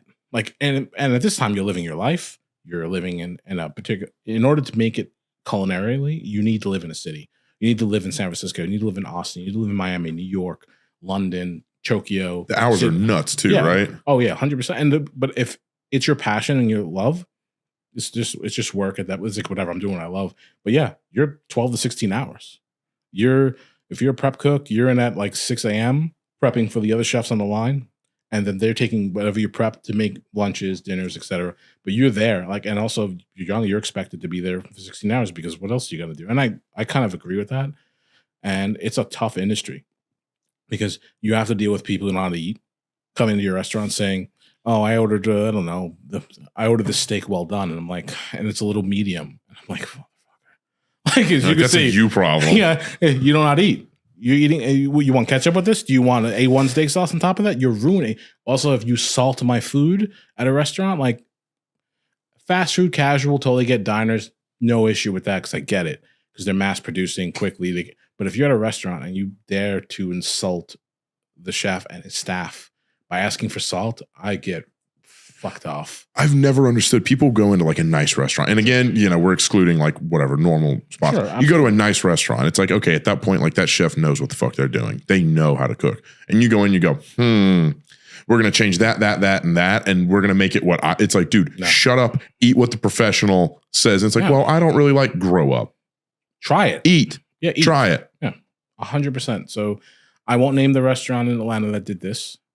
But I know of a place that and I will say it's only one dish, and even thinking about it upsets me. And again, like it'll probably bleed into my childhood. I love Italian food, right? So I think it gets a lot of love in America. It gets a lot of love globally, just like French food. But certain cuisines like Thai food and Mexican food need to get more love in this country, and they are. I mean, you go out west, people swear. And don't get me wrong, some of the best Mexican food I ever had was in Los Angeles. And I haven't been to Mexico. I've been to Cancun for like whatever, a bachelor party one time, but like I haven't been like to Oaxaca or Mexico City to try, and I want to go. It's like one of my spots to, and I also want to go to Thailand as well, and just great food.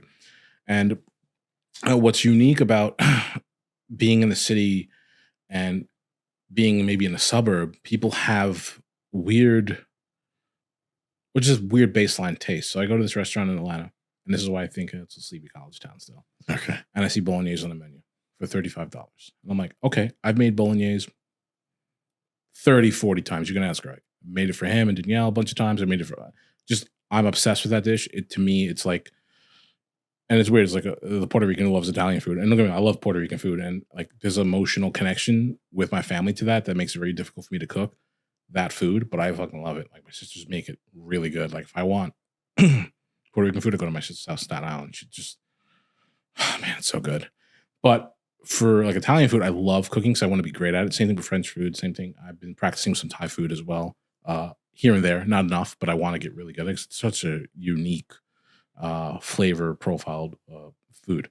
So with Italian food, I know I've made bolognese like 50 times. Yeah, I've tried 2 different techniques, and this will piss off some Italians on it. I like to use heavy cream instead of milk. I think it's a bit more unctuous in flavor, but I have made it traditionally 35 times at least with milk, just to cream it up. But even like the very first bolognese that came out of Italy it's devoid of tomatoes. It's really just the beef and the meat that's been cooked down with the carrots and celery to a point where it's like it creates its own fatty sauce, and it's very clear, and that's researchable. Yeah, fact check me all day long, and you're wrong. So there's some Italians who don't even know that, but like whatever. But bolognese, the modern version, is tomatoes. It's this too. And this restaurant makes bolognese. And I won't even say the shape because then you'll guess it. And then people will be like, oh, you're shaming this restaurant. Dude, who gives a shit? I do because I love the restaurant industry. They work hard. So I get it to my table. First of all, the fresh pasta is overcooked. It has to have a little bit of chew. Typically, it takes 2 or 3 minutes, depending on the shape, to cook fresh pasta in hot boiling water. So you can easily overcook it. So I already knew that. And then I look at the bottom of my plate.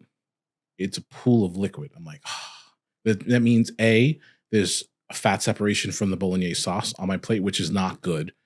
And then I'm tasting it. I'm like, this is bullshit. Bolognese, a really good, dead honest one at any restaurant should not be more than $25 to $28. You're charging me $34 for this dish based on the cut of meat that they used. And it's like you mistreated the meat, you overcooked the pasta, and the sauce is watery. Did you still tip though?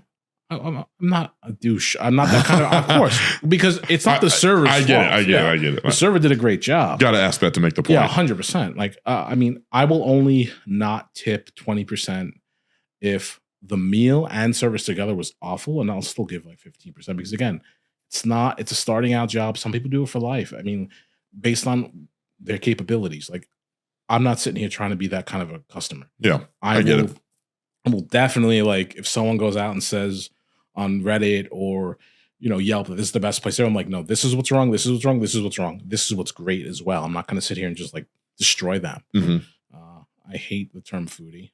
Fucking hate it. Can't stand Everyone's a foodie now. It's just like it's so in vogue. It's like selfie. I can't stand the word. It's like a derogation of the language. It's stupid. Oh, I'm looking at selfie. I'm a foodie. I fucking hate you. If you say that to me, I automatically, and I could be wrong about this.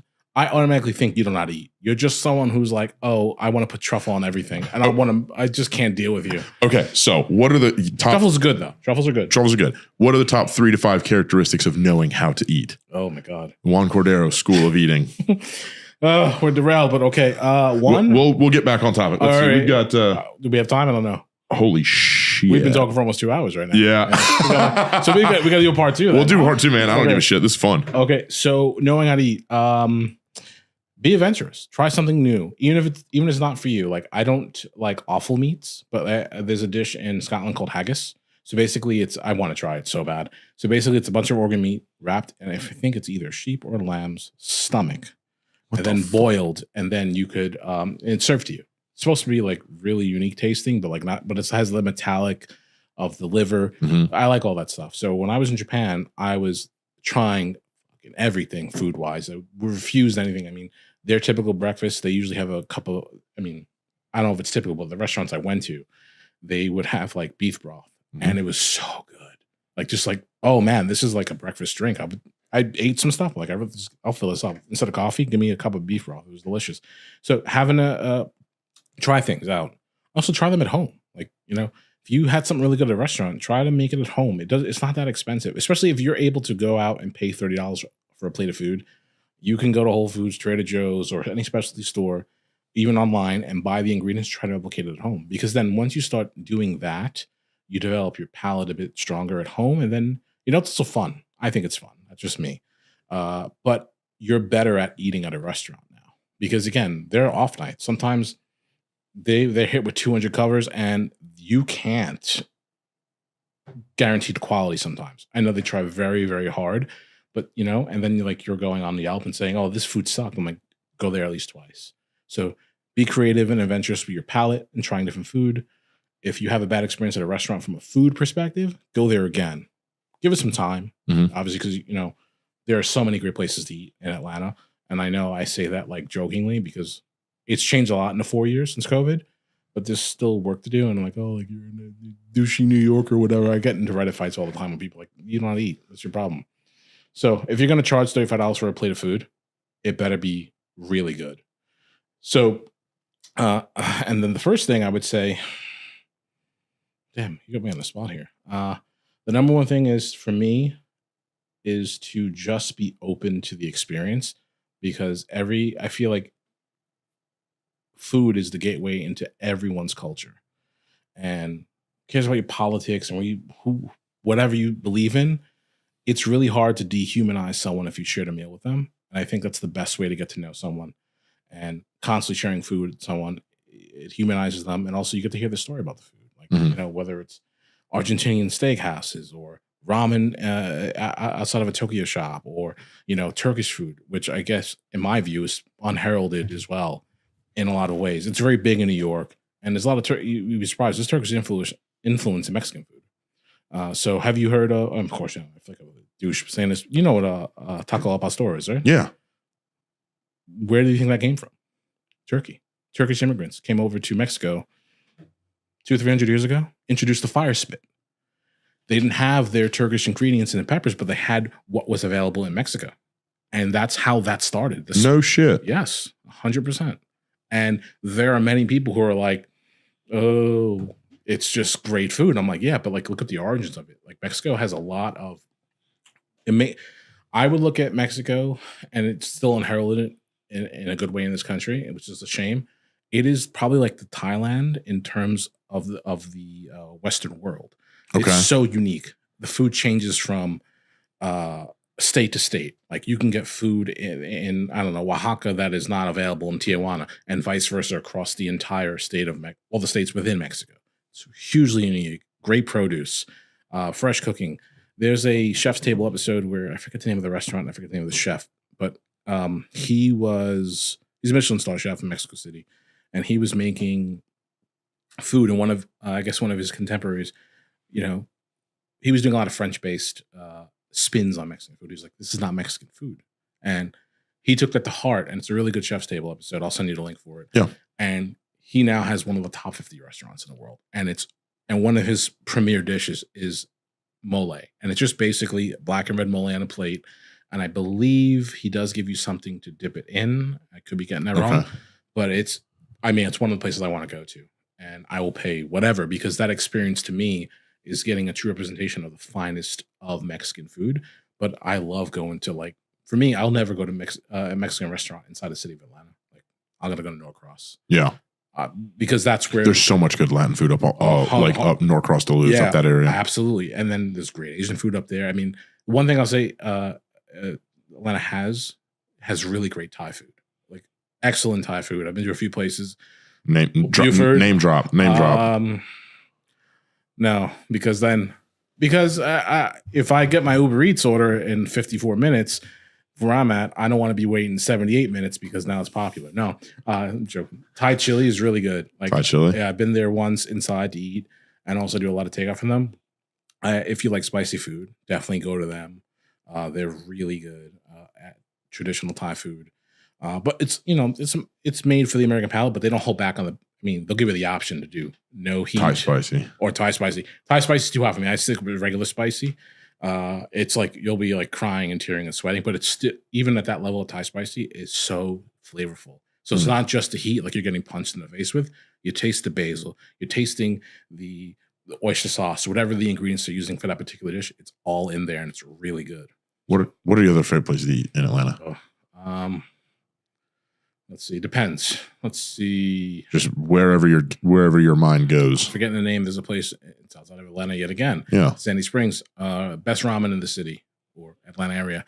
I forget the name of the place. It's off of. You know where the Whole Foods is in Sandy Springs? Yeah. By chance? If you go like 3 blocks north, I'm forgetting the name of it. It starts with an O. Really great ramen. Classic.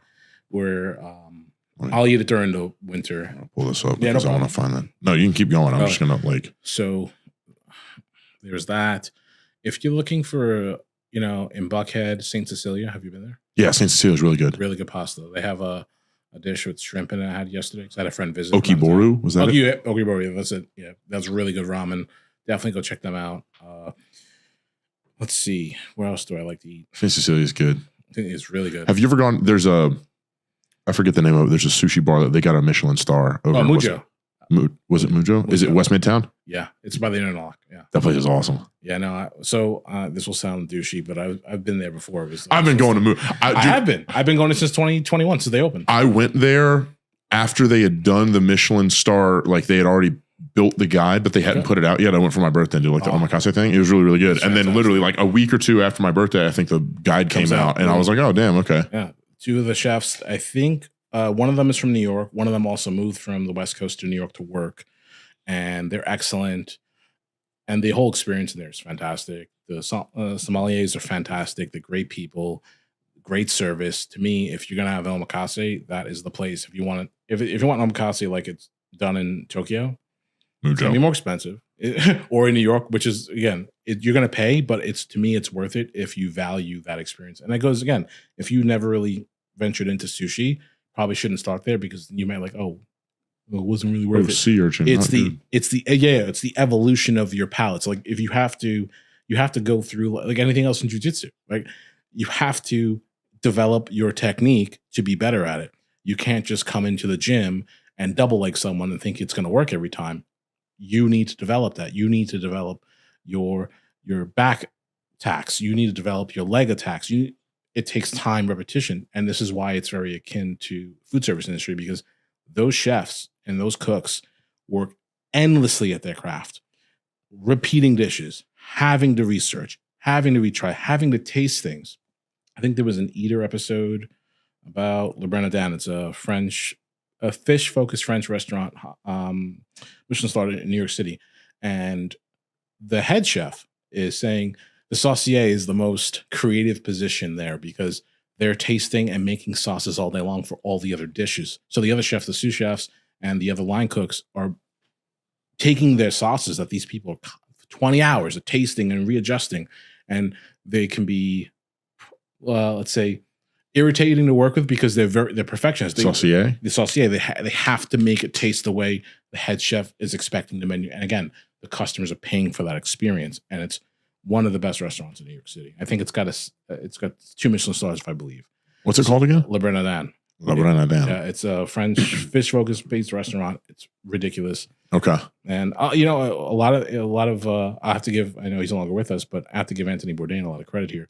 One of the reasons why I was pursuing maybe going to culinary was because of Kitchen Confidential. So Okay. have you listened to that book? It's No.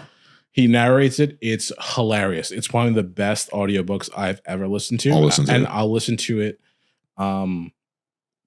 maybe once a year. And I've just 20 times. I can't get enough of it. Like my favorite chapter is Adam, real last name unknown. And it's going to probably be your favorite chapter. Okay. It's hilarious. But there's a lot. He goes through his entire life, with his drug addiction as well. He doesn't puts that away. Sure, yeah. Talks about drug use in the kitchen, in the culinary world back then. It's obviously different now, but also like everything from like what it's like to be a woman in the kitchen, which is, obviously and probably still problematic in a sense because again, it's what it is. And I don't want to go further into that. Nature of the beast. Yeah. Yeah. And it's wrong. Like, Yeah. but like there are some of the best chefs in the last like 10 or 12 years are women. They're just as good, if not better than the men.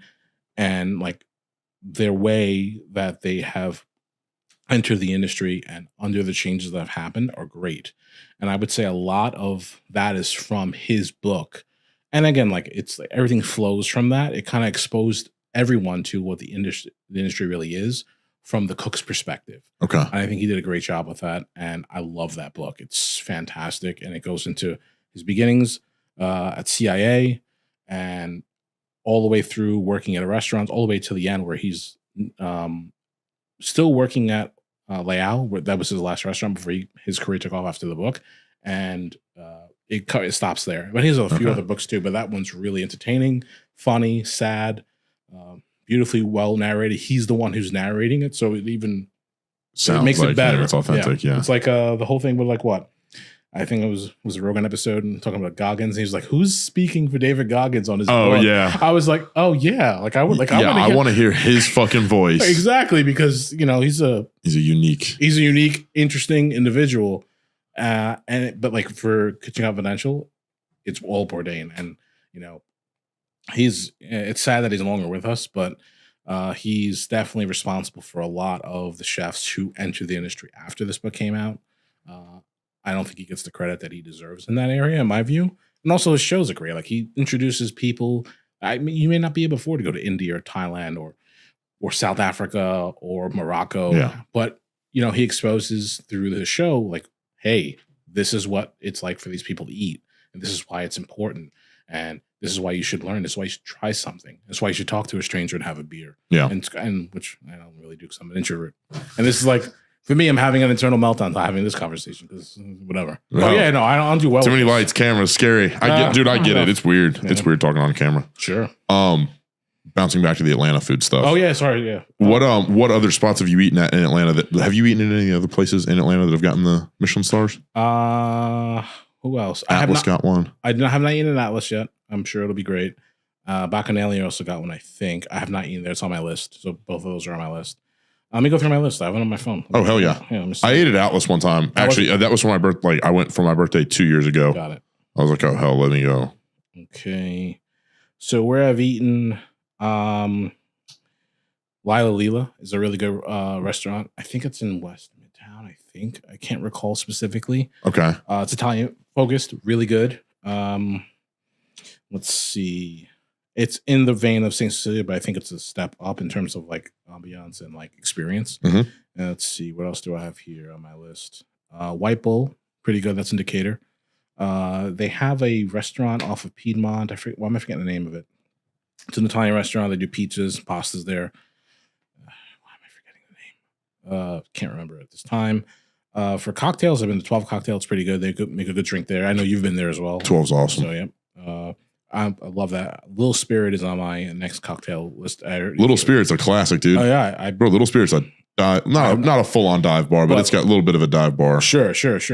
I want to go there. Like, there's a ton of others. Let's see. I haven't been to Gun Show, and I got into a Reddit disagreement with some locals.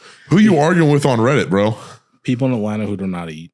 Just is this just like on like the Atlanta subreddit? You're just out there like bashing motherfuckers. You're like, yo, not bashing, like in a sense, educating. Not even educating, like offering my opinion, because that sounds like I'm pontificating. I'm not. It's just that, like, hey, yeah, I've had exposure to different cuisines in a city that I won the birth lottery in, let's just call it, right? Yeah.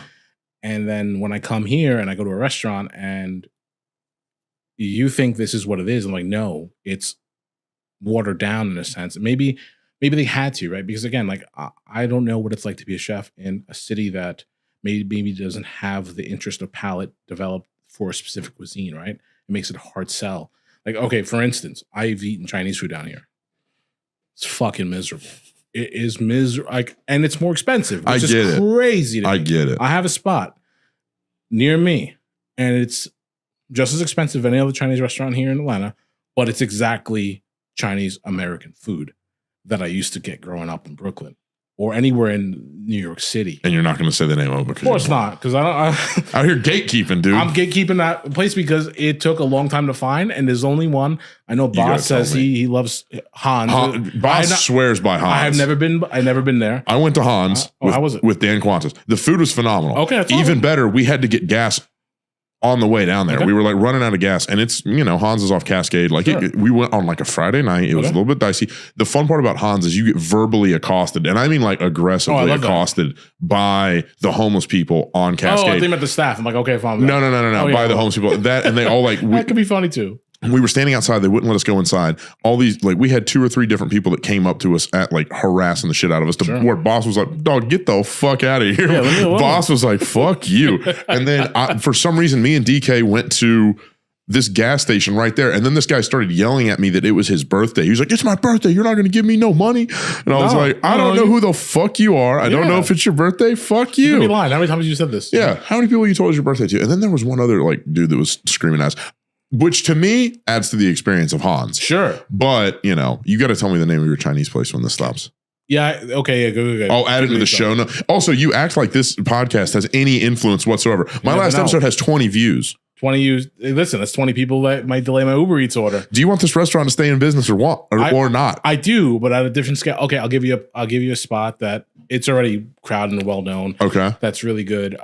So you like burgers? Yeah. Okay. So like Fred's Meat and Beef and Meat or whatever, it's pretty good. Okay. Burger. There's a bunch of them. So it's in Kirkwood. It's a butcher and baker called Evergreen Butcher. It's fantastic. They got tons of different cuts of meat. They do the butchery in house, so you can go there and get steaks if you want. They do like a dry age and a fridge is there for that's cool as well. They got all different types of pastries. They make seasonal pastries. They have like standard croissants, and breads, all sourdough. Really great, friendly staff. But every Sunday they have a burger that is you have to wait outside online. And they start serving at 1 o'clock. I'll just go chat and cut. Don't worry. No, dude, I won't let you. I go like maybe once or twice a month when I can.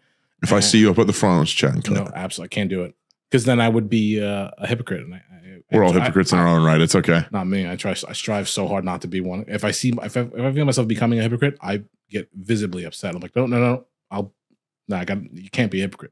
Because then I can't have the upper hand and say, well, it's all an ego play. It has nothing to do with the principle of it. It's also you can stand up and be like, hey, just so you know, I'm up here, you're down there. And that's okay. No. Because someone's got to be the top dog. No. But my moral's better than yours. I wouldn't say that's the sole motivation. How would you frame it? I would say it's 10% of the motivation.